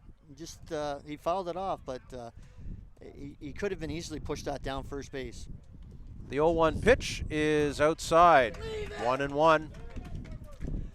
McKenzie came with something a little off speed there. Just I think to kind of catch see with PEI was Worth going to square around and bunt and try to bunt again. Don't stop. A good chance he could do it again. It's a 1-1 count here, so Nova Scotia's got to be really aware of it right now. The corners are in. There's the pitch. It's in there for a strike. Sam Worth looking at strike 2. And the wind really picking up here. As you can see the dirt blowing across the home plate area. In our eyes, too. It's a very stiff wind. It's really picked up a lot, actually, in the last 5-10 minutes or so. Yeah, it's blowing hard. So any ball up in the air, you're going to have to make really sure of it. That's for sure. Here's the 1-2 pitch. Swing and a miss for strike 3. Sam Worth is out on strikes. That's the second out of the inning, and it'll bring up Colby Huggan. Hindsight's 20/20, but I would have stayed with the bunt on that. I would have went suicide squeeze again with him, and then if he missed that one, he'd give up. He still had 2 strikes, and he still got another pitch. Worth just struggled at the plate today, unfortunately. 4th strikeout of the game for Matt McKenzie. 2 away, bases loaded for PEI here. Top of the 5th, 1 run already in. And Colby Huggan hoping to bring in even more. Now Lane George will go out and talk again to Matt McKenzie. And Avery, shortstop's coming into I don't know, maybe where we're going to get dinner after the game or something like that. I'm not sure. This is not a full-on tea party. It's No. the only one infielder comes in now. They're going to break that up. So a full tea party. What do you call a half tea party? Yeah, maybe coffee party. Maybe Coffee party? Yeah. Coffee party. 2 out, bases loaded for Colby Huggan for PEI here. Changing the signals. I think there is some questioning on whether Nova Scotia is concerned about PEI stealing signs. Yeah, that's possibly. a good point. That's a very good point. You can see Lane George take a look over to the dugout. Time is called again. This has happened a number of times in this inning where we've seen time called. And George has gone through a different series of signs now, touching parts of the body and everything like that, as opposed to a regular 1 or 2 fingers down. So the first pitch to Colby Huggan is a strike taken, 0-1. You know, you take a look at the second baseman to see if he's tipping off anything, because he's got the view of Lane George giving the signals to his pitcher. And there could be a way. If I touch my helmet to the batter, that means it's a fastball. If I touch my chest, it's a curveball. Anything like that. He's moving his hands a little bit. That might be a signal, might not be anything at Yeah. all. It's hard to tell. That's Hard a to ball say. there to Colby Hug, and the count is 1-1. The major leagues have been talking about that a lot over the last few years of teams stealing signs and everything. I'll tell you, it's a fine art to steal signs and be able to communicate it from a runner to a batter. You only have a short instance to do it. That pitch is chopped foul, and it comes Oh. right at us here on the right side of the diamond. Scott, you were ready for that. I had that. That was coming right to me. I had no glove, but I was going to put my hand out. I was going to protect you, Brian. I Thank had you. you. You got my back. Yeah, I got or you. my Brian. face. Oh, that might have hit. I don't know. That would have got me right Might in have the head. got some of our electronics here, too, which That's is right. probably not. And Nick wouldn't have liked that. Nick wouldn't have liked that. He might have had to get up there and fix it. He might have charged the mound. 1-2 pitches. Strike taken. Three. Strike 3. Colby Huggan retired on strikes. The inning is over. A long inning for PEI, but they only get 1 run out of it. They leave the bases loaded. We've played 4.5 in Oshawa, Kinsman Civic Memorial Stadium, Prince Edward Island 5, Nova Scotia 1. You're watching the live stream broadcast of the Ray Carter Cup Boys Under 15 Baseball Canada Championships on SportsCanada.TV.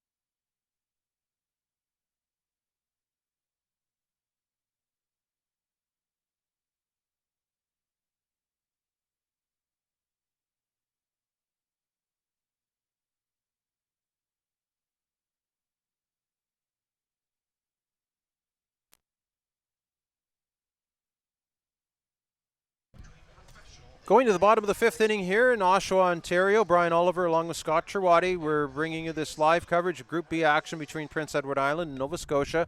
5-1 is your score. Prince Edward Island with the lead. Nova Scotia coming up to the plate here in just a moment in the bottom of the 5th inning.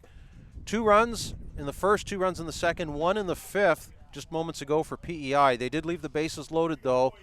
They had more to score, and a couple of strikeouts by Matt McKenzie ended that threat and kept the score at 5-1. So Nova Scotia very much within reach here as we go to the bottom of the 5th inning. Zack Jenkins will lead things off, the second baseman for Nova Scotia. He's 0 for 1 in the ball game. Ethan Smith continues on the mound for PEI.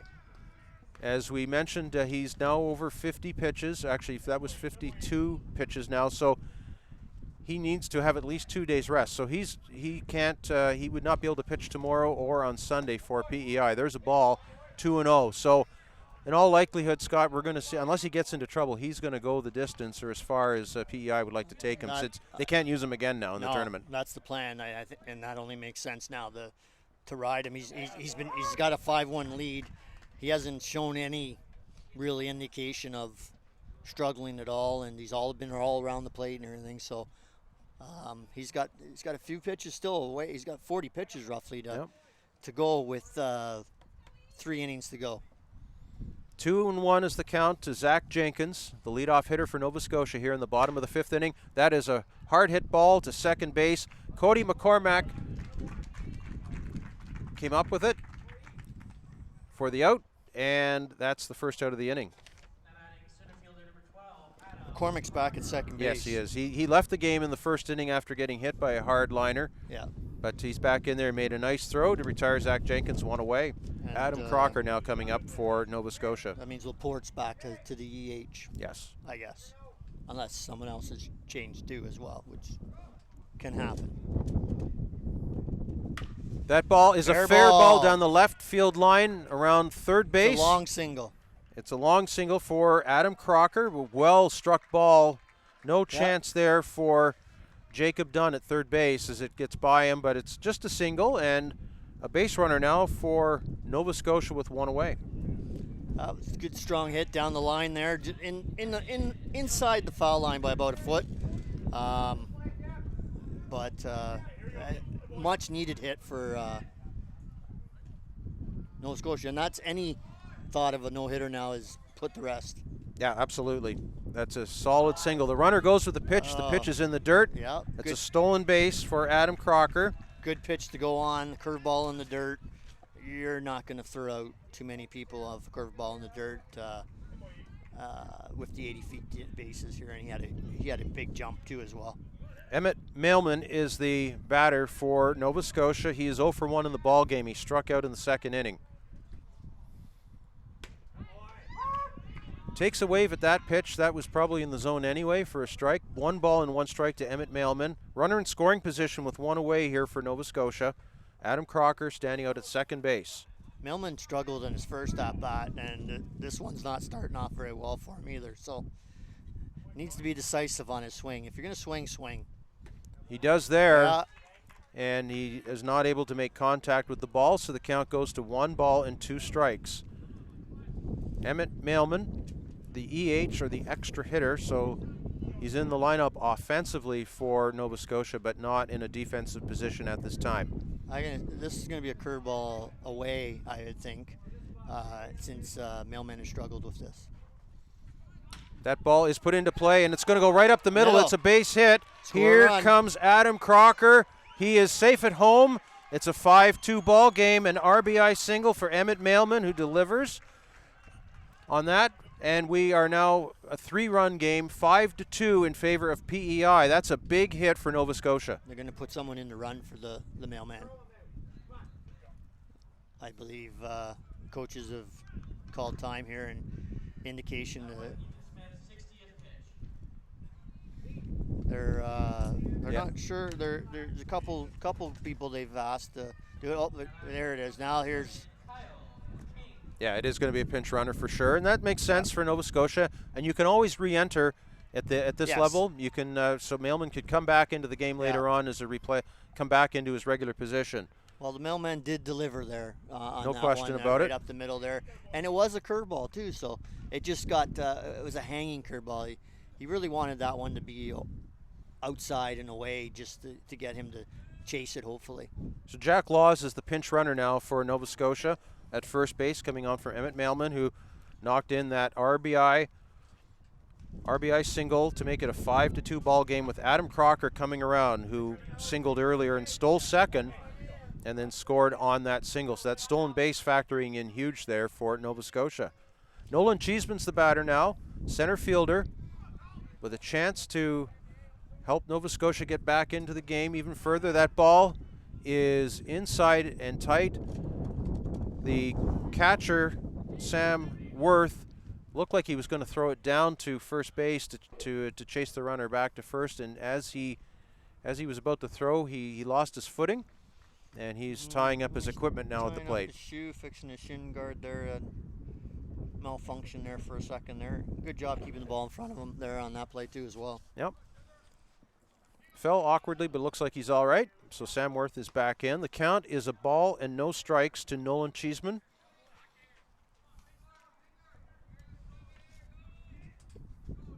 The 1-0 pitch is fouled, and they were sending Jack Laws. Could have been a hit and run.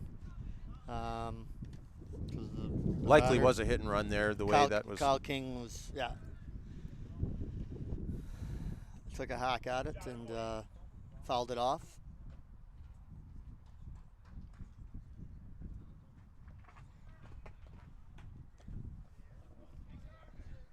Oh, Kyle King, pardon me, is the pinch hitter for Nova Scotia here. Yes, Kyle King. Kyle King. Kyle King will take that pitch inside for a ball. 2 balls and 1 strike. King pinch hitting for Nolan Cheeseman. In a big situation here for Nova Scotia as they try to get back into the ball game. Trailing 5-2 here, bottom of the 5th inning. Still lots of time left. The 2-1 pitch is on the ground. Nice Great play. snag at first. They will get the out at first. At second. Or at second, rather. A great play by Ethan Smith to snag that ball and fire it quickly over to second. Fielder's choice for King. Jack Laws is out at second base, 2 away. Great play. Great play by Ethan Smith. And PI coach coming out to chat here. Pitch count threshold, anything come into play here? Or Well, he's at 64 pitches, but I guess it's 2 nights of rest that you need as opposed to 2 days of rest. 2 nights, so that would be tonight and Saturday night. So that would mean he'd be able to pitch on Sunday. He would be able to pitch on Sunday if he stays under 65 pitches. 2 nights of rest. I believe it's 2 nights of rest. He's staying out there. Yeah, he is going to stay out there. I guess they just want to make sure that everything is ready to go before they cross the pitching threshold, if you will. Yeah, just checking with him, seeing how he's feeling, I think. And are you ready to keep going, or do we need to bring someone in for you? And the answer was, I'm good, Coach. We're good. Keep me in, Coach. Tyler Croteau will be the batter here for Nova Scotia. Runner at first with 2 away. Croteau hoping to extend this inning and bring up the tying run. We're in the bottom of the 5th, a 5-2 game. That ball is very high from Ethan Smith. Ball 1. Good job by Worth there to corral that in. Ethan Smith really has had an outstanding game so far in the mound for PEI. No question about it. Unofficially only given up 2 hits in the ball game so far. Both of them in this inning. 1 run is in, 2 away. Kyle King is the base runner at first. They will throw over and chase him back. He's in safely. Smith, just go get the batter. Count is 1-0 to Tyler Croteau, the right fielder. He will look at a ball high, 2-0. If Croteau is able to reach, Matt McKenzie is on deck. Matt McKenzie, the second pitcher of the ball game, came on in relief of Cole Miller early on. And he's done a good job. Yeah, he's done a great job too on the mound. That ball is very high. They'll snap back down to first base, and just back in time is Kyle King. Really good snap throw by Sam Worth down to first, and unable to apply the tag was Luke Coughlin, but very close play at first. High risk and high reward type of play. Yeah, very much so. Not something you want to give up. You want to give up runs. That ball is high. It's a walk to Tyler Croteau, so he'll trot down to first base, and that'll move Kyle King over to second. First and second now with 2 out. And Matt McKenzie coming to the plate, representing the tying run in this ball game here in the bottom of the 5th. Nova Scotia third base coach went through a series of signs there. Excuse me. 2 out, 2 on. Ethan Smith will see that ball smack to left field rather. It's a base hit. That's going to score a run. It's a 5-3 game, a huge RBI single for Matt McKenzie. And it's 5-3, and that turns the lineup over for Ryan Avery. Top of the shop here. And you've got the tying run at first now for Nova Scotia here in the bottom of the 5th. But a 5-3 game now. Quickly went from 5-1 to 5-3. So Nova Scotia right in this ball game again. Yeah, they're battling back here, and you know what? Another hit, another single here is going to make it a 1-run ball game, and depending on where the ball is hit will determine where the runners are going to end up. So really, I guess it's, we're making a pitching change here, which is very, very questioning, I guess, is that because he's went over the 65 pitch count now. Well, this is the second visit of the inning. He's making a change, so. But Ethan Smith is going to come out of the ball game, so he will leave the game with he was up in the high 60s in terms of pitching. Great job by Ethan Smith. He'll leave the game with a 5-3 lead, but runners at first and second with 2 out here in the bottom of the 5th inning. So number 25's coming in, Grayson Laporte. Oh, Grayson Laporte. So he was the EH in the game at the beginning of the game, correct? That's right, and he briefly played at second base in this game. Now he's going to come on to pitch in a very important situation for PEI as they look to hold on to the lead here in the 5th inning. Oh, absolutely. It's this is the again this is it here. It's Nova Scotia still got a couple more innings, but you got a runner first and second. You got one runner in scoring position. You know, it's up to Nova Scotia now. Are they, depending on the runners and what the coach is, they could put a double steal on here possibly, or a fake bunt, or anything's possible, just to get both runners in scoring position. Where a single, it's good chance they could score 2. Well, you do have your leadoff hitter coming up here in the form of Ryan Avery, so you know, he's probably able to do a lot of different things offensively with the bat. He's 0 for 2 in the ball game. He reached on an error in the first and scored, fly it out to center field in the 3rd. So, you know, you're right. You can try a lot of different things here if you're Nova Scotia, but you do know one thing: you're now right back in the ball game. Even if it ends at 5-3 at the end of this inning, you're still only 2 runs down and still have a couple innings to play. Yeah, Nova Scotia should build off this. Definitely a positive for them right now, and as you said, they're back in the ball game. So that's really, really good news for Nova Scotia. And also, Nova Scotia, I'm sure they realized too that PEI gave up an 8-1 lead to Alberta. 9-1. 9-1, yeah. and Alberta came all the way back to tie at 9-9. So they are a suspect to give up a lead. So. Well, let's see what Grayson Laporte can do here, coming on in a very big situation for PEI. Yeah, very big situation here for him, and he's in the boiler cooker right now. First pitch is in there for a strike, and that's exactly what you want to do coming on as a relief pitcher, get that first pitch strike. Ryan Avery quickly behind 0-1. Best pitch. Avery is the shortstop for Nova Scotia. They've got 2 runs across here in the bottom of the 5th inning. They have runners at first and second with 2 out. Laporte's pitch is hammered to right center field. Giving chase is Will Morrison, and he will make the catch.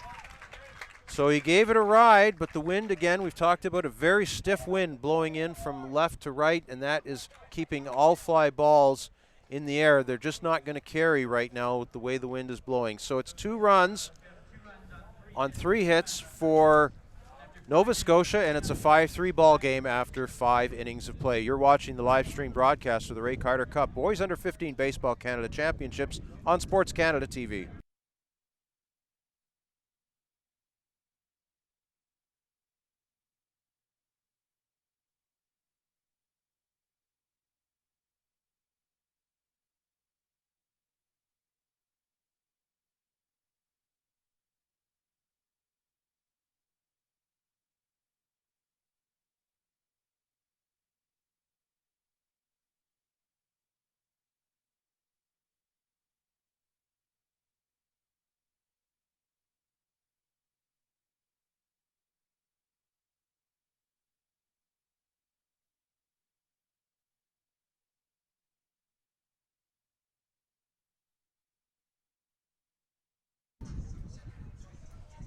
We go to the 6th inning here in Oshawa, Ontario, Kinsman Civic Memorial Stadium.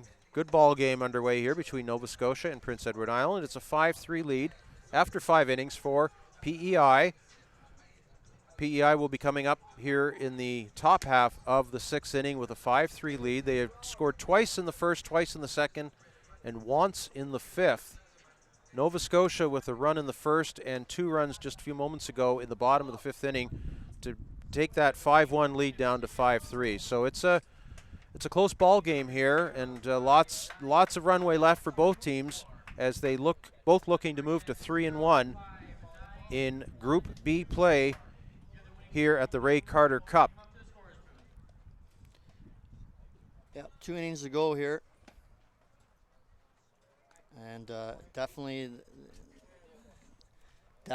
a chance for both teams to win the game.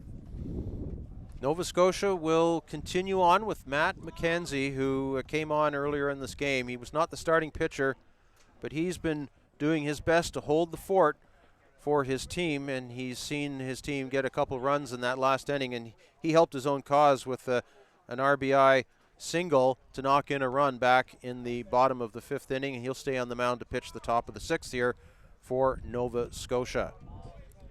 So we go to the top of the 6th, and the leadoff batter will be Nolan Stewart. Nolan Stewart will pinch hit here for Ethan Smith, who was the pitcher. This would have been his time to come to bat, but he was taken out of the ball game in the last inning. Nolan Stewart looks at a strike from Matt McKenzie.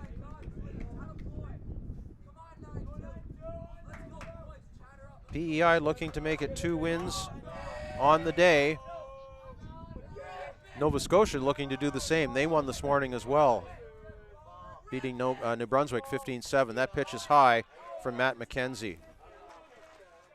Yeah, you want to build momentum when you can too. If you come out of a day with 2 wins, going 2-0, that's huge in the short mini tournament format. So Matt McKenzie's 1-1 pitch is fouled away by Nolan Stewart. Count is 1-2. Owen Lynch will be the next batter for PEI, the leadoff hitter. That'll bring the top of the lineup around. Left-handed hitter, trying to get things started for PEI here. He will put that ball in play to the shortstop, bobbled briefly, fired on to first, and a great stretch by Ty Doucette to record the out as Ryan Avery makes the play at shortstop, again doing a great job to keep the ball in front of him and throw out the runner. Nice. Yeah, he bobbled it a little bit, but rebounded nicely with a strong throw over the first base, and Ty Doucette with a nice stretch again as well, which wasn't really necessarily needed, but it's always better to be safe than sorry. Absolutely. So Owen Lynch will come to the plate now, and he will look at a ball bouncing off the plate from Matt McKenzie.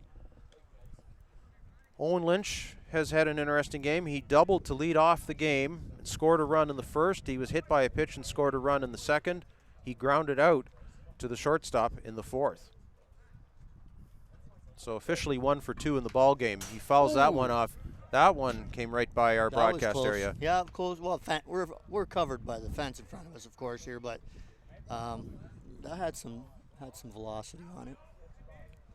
So the count is 1-1 to Owen Lynch. Right-handed hitter will try and bunt it down and hit the bat twice. Foul ball. It looked like it hit the bat twice. It did. And he was still in the box, which is a foul ball. And you are an umpire, Scott, so you totally agree with the call. Totally agree with the call. You have to agree with the call as an umpire. No, it's a good call. It hit the bat twice. He bunted it, hit the ground, it came back and hit the bat a second time. So it's 1-2 to Owen Lynch. Interesting decision there to try and catch everybody napping and maybe try and leg out an infield or leg out a bunt. Yeah, no, definitely. I think would have caught Nova Scotia sleeping there. No one was kind of expecting a bunt at that point.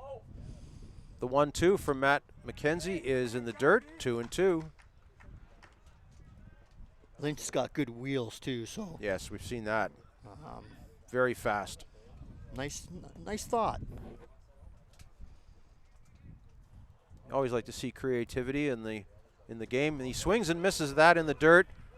They will throw that ball down to second. Lane George does, and Ty Doucette catches it and runs over to first to step on it to complete the strikeout. So that's the second out of the inning. Another good job by George there. A nice pitch by Matt McKenzie there. George, ball in the dirt, swinging on the curveball, come up, threw a strike down at first base, and we got 2 out. 2 out. Will Morrison, the batter now. He's 2 for 3 in the ball game with 2 singles and 2 runs scored. He looks at strike 1 for Matt McKenzie. 5-3 the score. Prince Edward Island batting here in the top of the 6th inning, trying to add on to that lead. You can never have enough runs in the game of baseball. Never. Ball hit hard down the right field line. Fair ball inside the line. He's going 2. Is he going to go 3? No, he's going to stand up at second. Coach is holding him up there.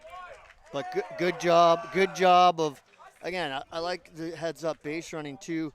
As soon as he turned around, going around first there, the ball was in front of him to start the play. Now it's behind him. He picked up his coach right away. His coach is holding him up. And he's going to second. No thoughts of going a little bit past second and then maybe get caught back with a backdoor throw from the outfield to the second baseman or shortstop. So Will Morrison now 3 for 4 in the ball game, Scott, with a double and 2 singles. And he represents an insurance run for PEI now at second base. The batter will be Luke Coughlin.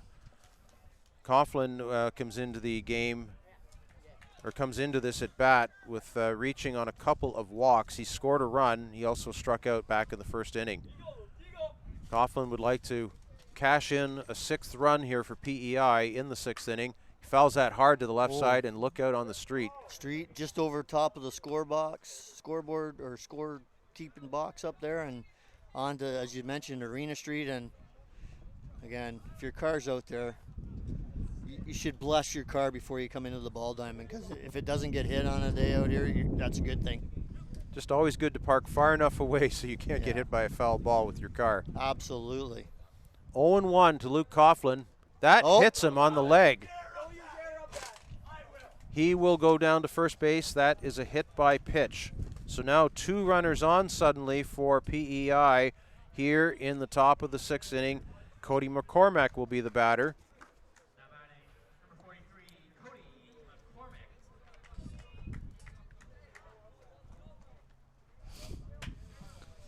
Another big point in the game. That's what the game is made up, all these different points, key points and all that. And right now, this is big for Nova Scotia. They shut her down. They got 2 out. On the other hand, at PEI, would love to get another run here. McCormack will look at the first pitch and take it for a ball, 1-0. First and second, 2 out here for PEI. McCormack unofficially 2 for 3 in the ball game with a couple of singles, and also reached on a fielder's choice and knocked in a run back in the first inning. So he's had a pretty good day at the plate. McCormack batting from the right side, looking to add on to this lead here. A 5-3 game, takes it for a strike. Buckled at the knees there. Yeah, nice pitch by McCormack. Nice low fastball strike, just outside a little bit. So Matt McKenzie looking to work out of a jam here.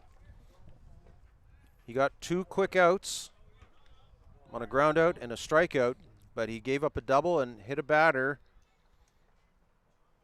Prince Edward Island looking to take advantage of it. Pitch is taken just outside for a ball, 2-1. Yeah, I'm going to say that's one of those pitches where it just missed. 66 pitches now for Matt McKenzie. And Nova Scotia arguing that call there. They didn't like that one. Didn't like it at all. Coach has been back and forth with home plate umpire Chris Walters throughout the game today, and Mr. Walters has taken a lot today. Some guy, which is good. Some umpires have a quick trigger, and anytime someone questions anything, they just they toss someone, which is, you know what? Yeah, you don't like to see anybody get tossed, but you can't yell too much. I mean, you can make your points, but definitely make your point, but there's a way to make it.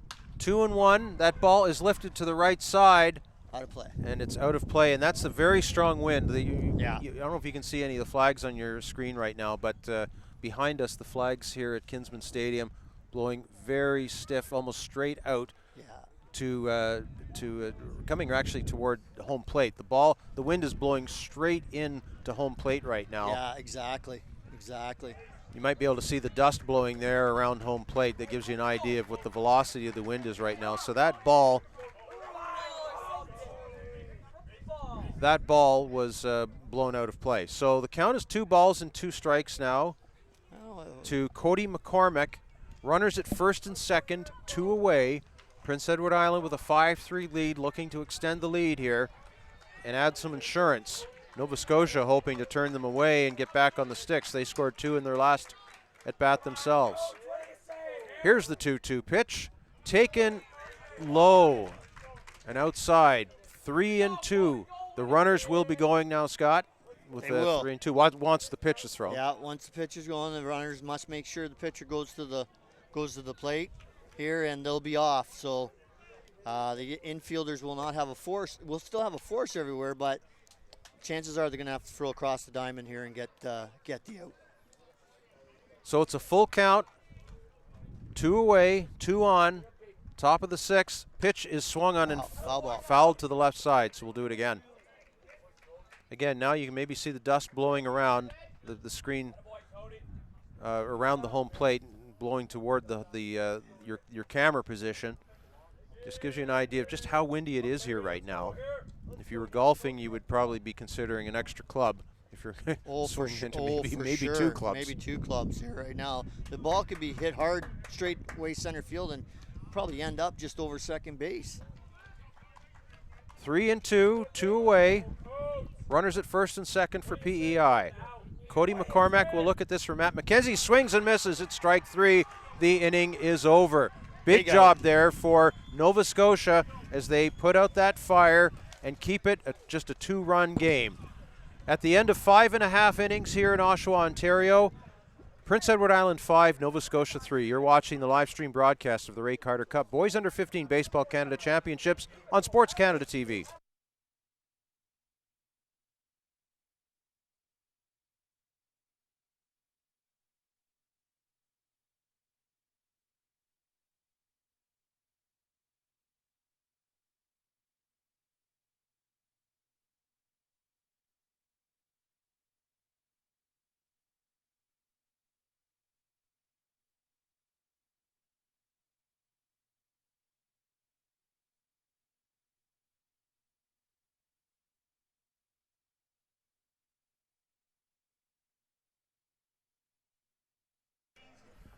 About to go to the bottom of the 6th inning here in Oshawa, Ontario, Kinsman Civic Memorial Stadium. Brian Oliver along with Scott Cherwadi, and PEI leading by a score of 5-3 over Nova Scotia.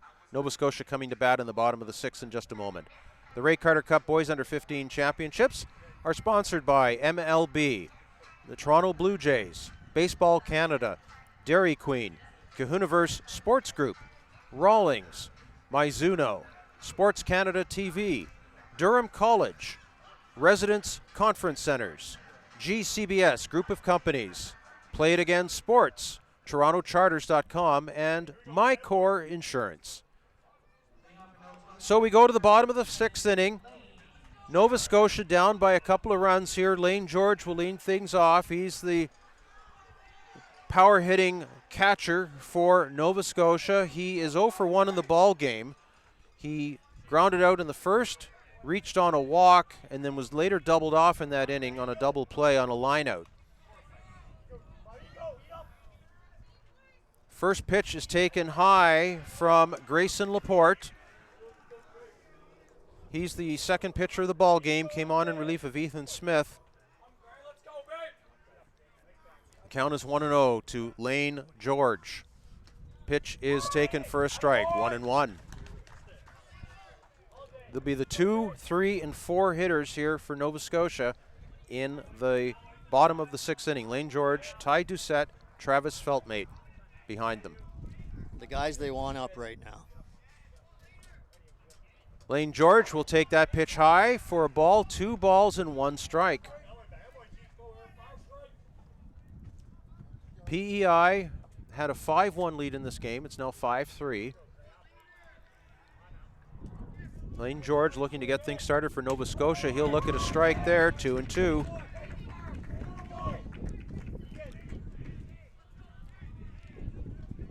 Grayson Laporte began this game as the EH, or the extra hitter in the lineup for PEI. He came on briefly to play second base. Now he's on the mound. Here's the 2-2.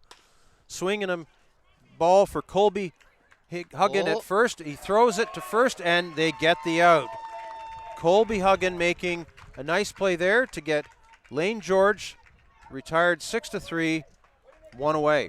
Yeah, it was just Huggin took a little bit, almost took too much time. He got the out, but he hung on to it. He wanted to make sure of his throw, which I totally understand, but unfortunately, Lane George was getting down the line pretty good for a big fella. So Ty Doucette will be the batter now, the first baseman for Nova Scotia. Will look at a ball low. Doucette in this game is 0 for 2 with a couple of groundouts.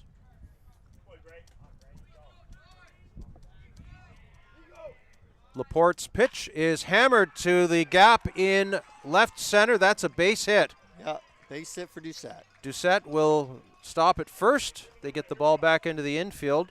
And it's a runner at first now as a one-out hit for Ty Doucette will bring up Travis Feltmate, the third baseman. He is 0 for 2 in the ball game, reached on an error in the first inning and was later caught stealing. He lined out to short in the fourth. Got that as the fourth hit of the ball game for Nova Scotia, but it does bring the tying run to the plate. Sure does here. You never know what's going to happen. Doucette is at first. That ball is through. Oh, nice. Colby Huggan will try and throw it to first. No play there at first. Nice try by Colby Huggan. Bit of a, he had to throw it off balance, and it was a good effort. Ball was hitting the hole. He made a play earlier in the game and made a nice play on it. Unfortunately, that one there, he just came up short there. Even if the throw was on, I don't think they were going to get him. It was just not hit hard enough and not enough on the throw. So Feltmate is safe at first with an infield hit. Runners at first and second now for Nova Scotia. Tying runs are on. Zack Jenkins is the batter. Second baseman is 0 for 2 in the ball game to this point. Bats from the right side. Big opportunity here for Nova Scotia. Everybody in their dugout standing up right now and cheering on their teammate. One away. Pitch is taken for a strike at the knees. 0-1. Grayson Laporte got the first out on a grounder, and he's given up a couple of hits here. 2 on for Nova Scotia here in the bottom of the sixth inning in a 5-3 ball game.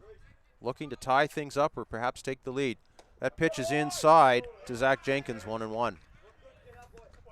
Very easily could have been a hit by pitch there if you lean the other way. Lean the other way. He leaned out, you know. No one from the bench commented on. Usually you hear, we got ice or something like that, and all that stuff. So, but he wants to hit the ball. Here's the 1-1 pitch. It is hit hard to second base. Oh, nice play. Great place by the second baseman. Throws it away to first. That is going to score a run. Time is called. He's at second base. Second base. So Zack Jenkins reaches on a fielder's choice. There is a force out at second on the play. Yeah. But Ty Doucette did come in to score. It's a 5-4 game. And who's the batter there? That was Zack Jenkins. Zack Jenkins is down at second base right now. He's done something. Twisted an ankle or something. Coach is out there talking to him, and we got time on the field right now. So let's recap what happened right there. The ball was put in play by Zack Jenkins. The second baseman, Cody Mccormack, got to the ball quickly, stepped on second to force out Travis Feltmate, and that was the second out of the inning. He threw over to first. The ball was high, and it got away. That allowed Ty Doucette to come in from second base to score the fourth run of the game for Nova Scotia to make it 5-4. Zack Jenkins then taking second on that error. So the tying run at second right now for Nova Scotia, but more immediately we'll wait and see how Zack Jenkins is doing as he remains sitting down, and it possibly may be coming out of the game here. We got a therapist on site here for the tournament, and he was starting to come out to check him out, and they waved him back, and Zach's still sitting there on the field. He hasn't made a motion to get up yet. Oh, there we go. Looks like he's Jenkins is coming out of the game. He's walking he's walking off the field at the moment. Yeah. And he's stopping. Now he's going to go back. No, I'm not sure what's going on here. He had motioned to the therapist to come see him over in the dugout, but I'm thinking that maybe will be later on. So he is safe at second on a fielder's choice and then an error that knocked in Ty Doucette.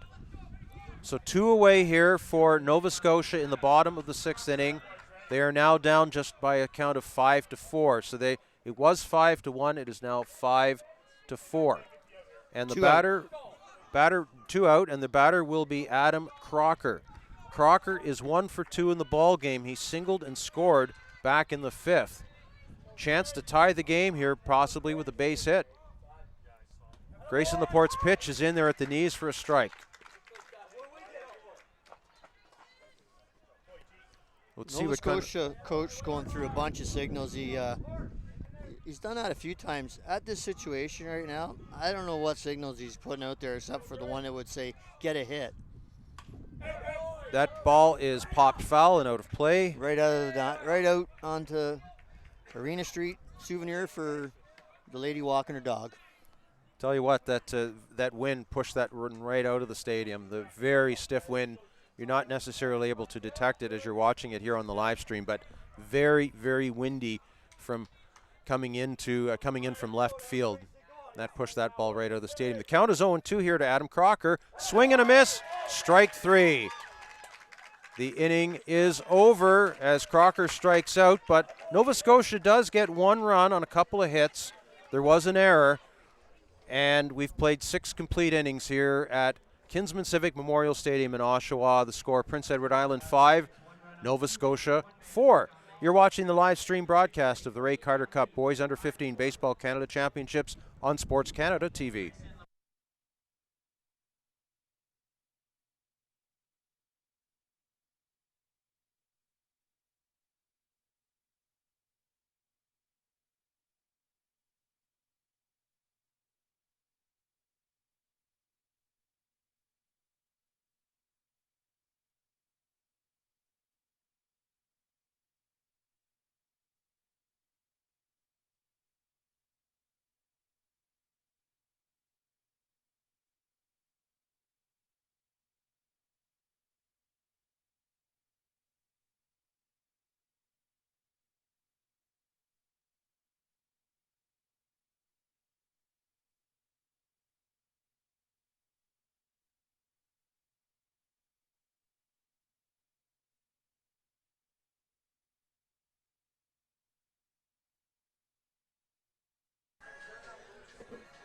We're ready to go to the 7th inning here in Oshawa, Ontario. Brian Oliver along with Scott Cherwadi.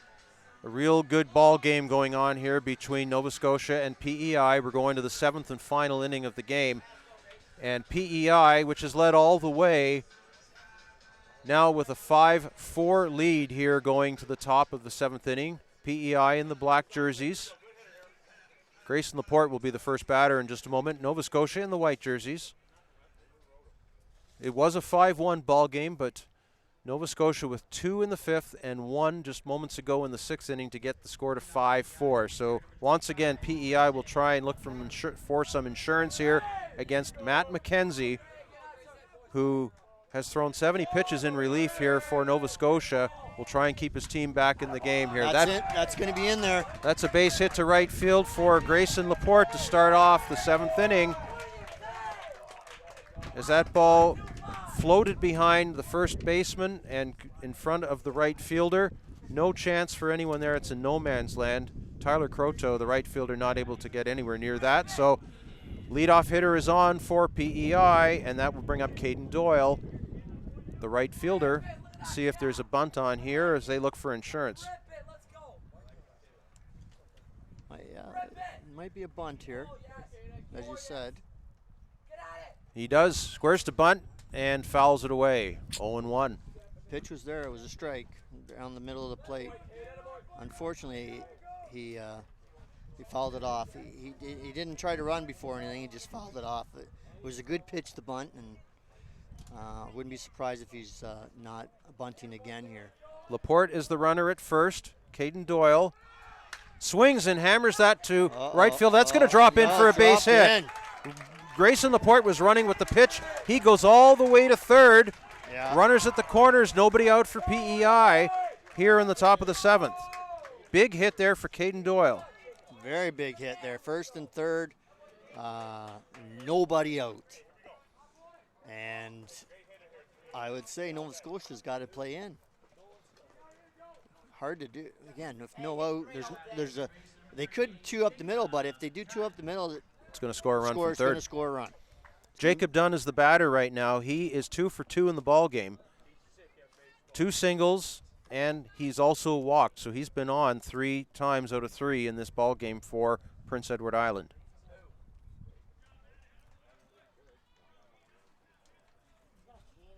Matt McKenzie on the mound for Nova Scotia has given up a couple of singles here Last inning, PEI had a couple of runners on, but they weren't able to bring them home with 2 out. Squares to bunt, takes it back. Runner goes down to second.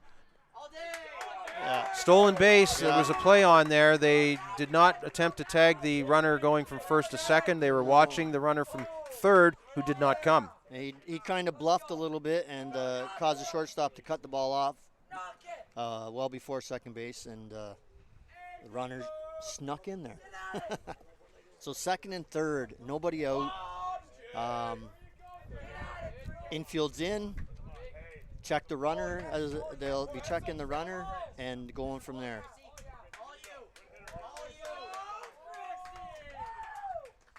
Now it looks like they're going to intentionally walk Jacob Dunn to load the bases. And that puts the force play on. Sam Worth comes up to the plate now. And the strategy perhaps there, Scott, Sam Worth coming up to the plate. He's 0 for 3 in the ball game. Yeah, strategy, I'm not disagreeing with it too, and my coaching days I've done the same thing 1 or 2 times, where now they've got to force. They got to force at the plate. They got to force everywhere, but the big thing is they got to force at the plate. So ball hit to the fielder, he can come there, and the catcher acts like a first baseman really, and doesn't have to make a tag, doesn't have to worry about anything like that, which is really important in that situation. So that's going to bring up a pinch hitter. Chris McDougall will bat for Sam Worth, who was 0 for 3. Chris McDougall will pinch hit here from the right side. Bases loaded, and he hits one hard to second base. It's a base hit. That's going to score 1. It's going to score 2. A pinch hit double for Chris McDougall. 2 runs in. It's 7-4 PEI. Oh, good job for McDougall. Come in there, took first pitch, and this inning, all 3 hits by PEI have taken the ball the other way. Taking the ball, taking the outside pitch, and driving it the other way. Good piece of hitting on. Again, Nova Scotia's got to be in. Nova Scotia's coach coming back out there. Been a lot of visits today by Nova Scotia coaches.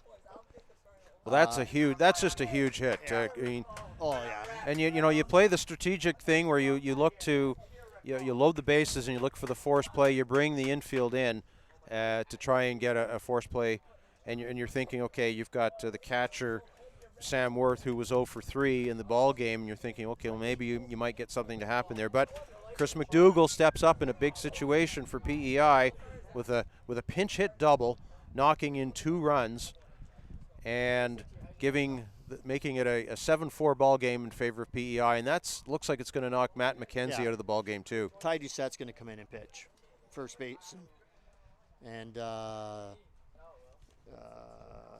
Travis Feltmate is going to go to first base, and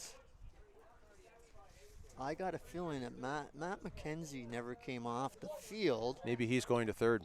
He could be going to third base, or someone else is going to third base.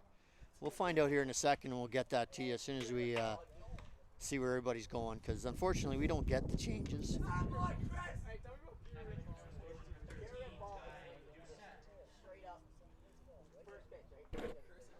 So Ty Doucette has been playing first base throughout the game.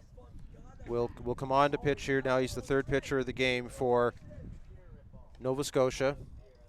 They had battled back from a 5-1 deficit to get it to 5-4, but Prince Edward Island has scored 2 here in the top of the 7th inning to go ahead 7-4, and also nobody out and runners at second and third. So they are looking for more insurance here in the top of the 7th. Absolutely. You're going to get as many runs as you can. Just makes you, it takes a lot. They're at a 5-4 lead. A couple insurance runs already, and if they get a couple more, put it to 9-4, feel a lot better going in that bottom of the 7th with a 9-4 lead than a 5-4 lead. Yeah, we've seen it in baseball all the time. It happens at any level where, you 1-run lead or even 3 or 4 or 5-run lead, it can evaporate very quickly with a couple of unfortunate bounces or an error, and you want to have as much insurance as you possibly can. Matt McKenzie, number 4, will go to the third base position. So McKenzie will stay in the game and play third base for Nova Scotia in this situation. And it's a big one still for Prince Edward Island. They've got 2 runs in already and looking for more with second and third, nobody out. We've seen 3 hits here and an intentional walk. 2 runs in, nobody out. And the batter will be Colby Huggin. He's 0 for 3 in the ball game. Couple of strikeouts looking. Does he try anything here to knock in a run with any kind of small ball? You never know. He will look at the first pitch. It's ball 1. Doesn't show any kind of sign of bunt there. PEI coach give a few signals there. Nothing major.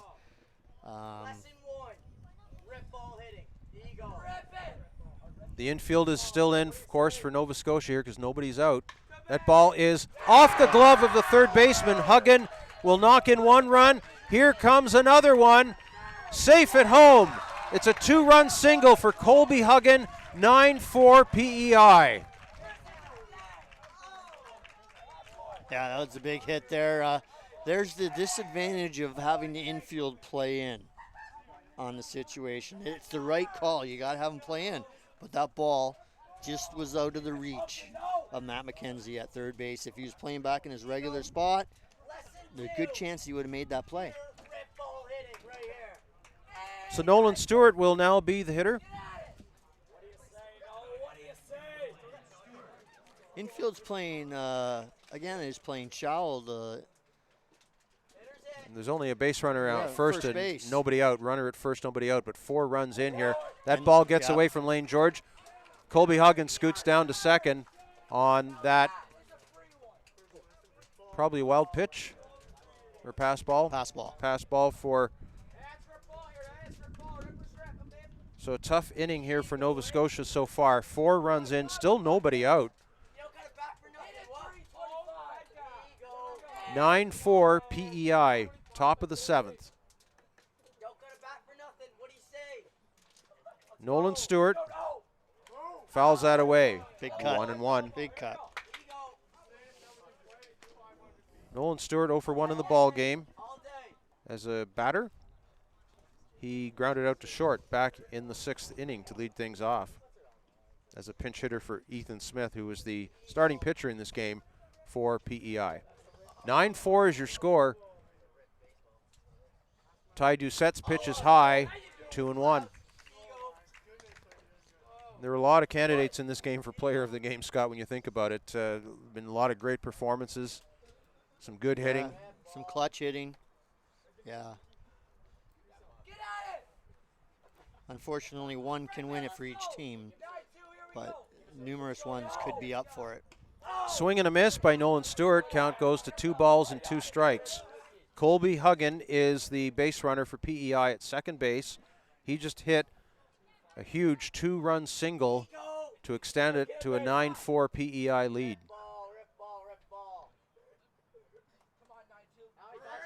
Ty Doucette looks in for the signal.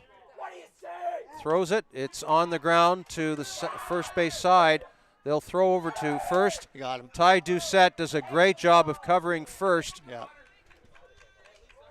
As Zack Jenkins came up with the ball, throws it over to Ty Doucette covering. That's the first out of the inning, and Colby Huggin comes down to third. So a runner at third now with only 1 out for PEI. And the infield will be back in, I'm assuming, for Nova Scotia. They can't. They've given up 4 here already. They really can't afford to give up any more. So score that 4-1. Second baseman to the pitcher, covering, 1 away. Top of the shop now for PEI. Leadoff hitter Owen Lynch comes into the ball game. Unofficially 1 for 3 in the game. A couple of runs scored. He was hit by a pitch. Doubled back in the first inning to lead off the game. The 1-0 pitch is behind him, and that is a wild pitch. Colby Huggin comes in to score easily, standing up. 10-4, Prince Edward Island. I believe that Ty Doucette is probably not one of their, I'm going to say top pitchers. I think he's a kind of a guy who would just try to get through this, get him out of this inning, and don't waste anybody. Owen Lynch hits that ball to right field, and it is caught on the right fielder Tyler Croteau for the second out of the inning. So 2 away now for Prince Edward Island, but they have 5 runs in here in the top of the 7th inning. A 5-4 game is suddenly a 10-4 game. So Owen Lynch is flies out. Pitch hitter here, I believe. Will Morrison is the scheduled hitter for PEI, and he is 3 for 4 in the ball game, but he is not going to hit here. We're going to see a pinch hitter, and it is number 39, Miles Grant. I think this is one of the ones where you just get trying to get some bats for everybody, and they're up by 6. I wouldn't be surprised if there's a re-entry after this, or Morrison comes back into the game. Quite probably. So Miles Grant will bat for Will Morrison, who was 3 for 4 in the ball game. Nobody on the bases now, but it's 10-4 PEI. Ty Doucette will throw that in for a strike.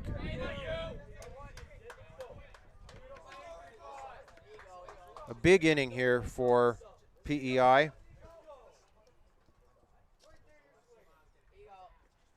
That's a swing and a miss from Miles Grant, and the count is 0-2. It was a really big inning, considering that Nova Scotia had clawed her way back all the way from 5-1 to 5-4 going into the start of this inning. Absolutely. Yeah, the momentum went one way and it swung back the other way big time here in the 7th inning. Grant takes a ball. Count is 2-1. Scoreboard says 2-1. 2-1. Doucette fires it in there. Strike 3 called. The count was 1-2 now. That is strike 3. That's what I thought. I thought it was 1-2. Yeah. So that's the end of the inning, but a huge one for PEI. 1, 2, 3, 4 hits, 5 runs on 4 hits, a couple of two-run singles in that game, or in that inning, one by Chris McDougall and the other by Colby Huggan, to make it a 10-4 lead for PEI going to the bottom of the 7th. You're watching the live stream broadcast of the Ray Carter Cup Boys Under 15 Baseball Canada Championships on SportsCanada.TV.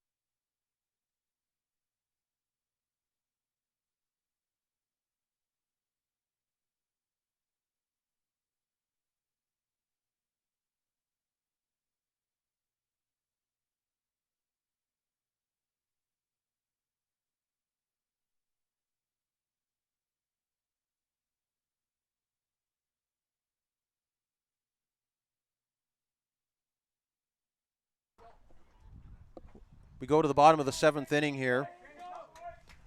Nova Scotia, last chance in this ball game. Trailing, though, by 6 runs, 10-4 going to the bottom of the 7th inning. They had gotten it back.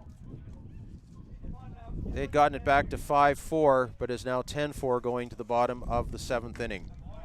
The batter is Emmett Mailman. Takes ball 1.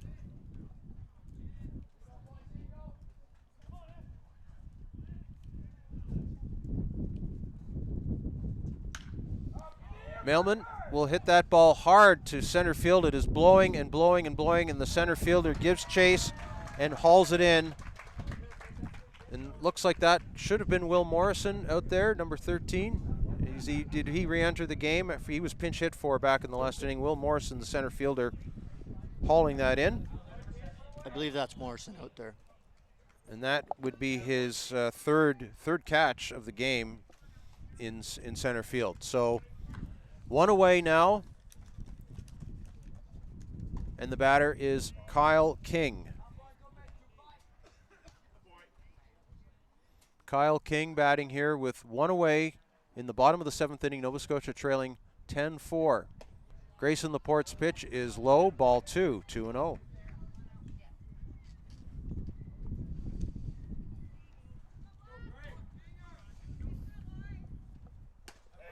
There's a pitch in for a strike. 2 balls and 1 strike.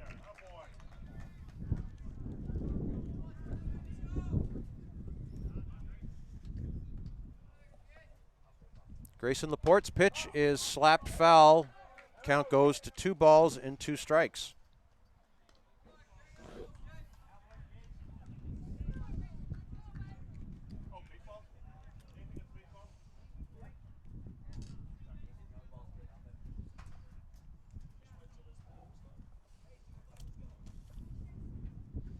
Two and two pitch, swung on a miss, strike 3.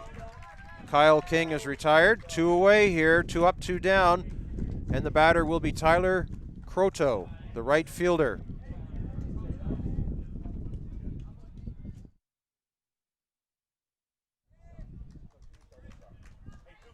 So 2 away, Prince Edward Island an out away from locking down this victory and moving to 3-1 in Group B play. Pitch is taken for a strike. Grayson Laporte on in relief of Ethan Smith, who started this game for PEI. Pitch is low in the zone, right at the knees for strike 2. 0-2 to Tyler Croteau.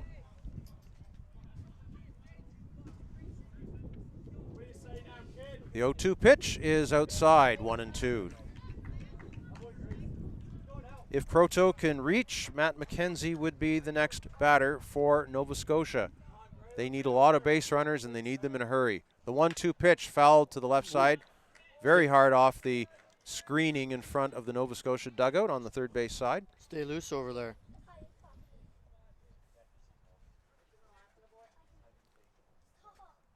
So it's a ball and 2 strikes. 2 away, nobody on here for Nova Scotia in the bottom of the 7th inning. Pitch is inside, taken by Croteau. Just inside. The PEI fans wanting that one. PEI said that was a strike. Nova Scotia said no, and all that really matters is Chris Walters said no as well, home plate umpire. The 2-2 pitch is fouled to the left side. Count remains 2 balls and 2 strikes. Couple of PEI flags blowing here at Kinsman Stadium on the grandstands. They're blowing out too, like right back. And a very, very strong wind. 10-4 is your score in favor of PEI. Swing and a miss, strike 3. The game is over. A couple of strikeouts to end it there for Grayson Laporte. PEI had a big lead, 5-1, saw it drop down to 5-4, and then they win it going away with 5 runs in the 7th inning, a final count of 10-4. So PEI now with a record of 3-1 in Group B play and in second place in Group B, pending the outcome of tonight's game between Manitoba and Alberta. Manitoba is the only undefeated team in Group B right now with a record of 3-0, and they will be playing tonight. The game scheduled to start at 7 o'clock Eastern at Clarington Fields. The next game coming up here in a moment's, or in about an hour's time. We don't have an official start time yet, but this game ran a little bit long, Scott. So we were talking about that. I got a feeling it's going to be pushed back to 7:30. So it's a 10-4 win for PEI. PEI is done for the day, as is Nova Scotia. They both will play tomorrow. PEI will take on New Brunswick tomorrow. That game at 2:30 Eastern time here at Kinsman Stadium. PEI against New Brunswick, 2:30 Eastern, 3:30 Atlantic. Nova Scotia will play tomorrow morning at 11:30 Eastern time or 12:30 p.m. Atlantic time. That game will be against Manitoba, and that'll be taking place at Clarington Fields tomorrow. So now time for presentation of players of the game as the Prince Edward Island teams and Nova Scotia teams line up. Ty Doucette is the player of the game for Nova Scotia. Yes. Player of the game for PEI, going 2 for 4 with the run score, and also pitching 2.1 innings of 2 hits, no earned runs, 0 walks, and 3 strikeouts for the save. Number 25, Grayson Laporte. Grayson Laporte, player of the game for PEI.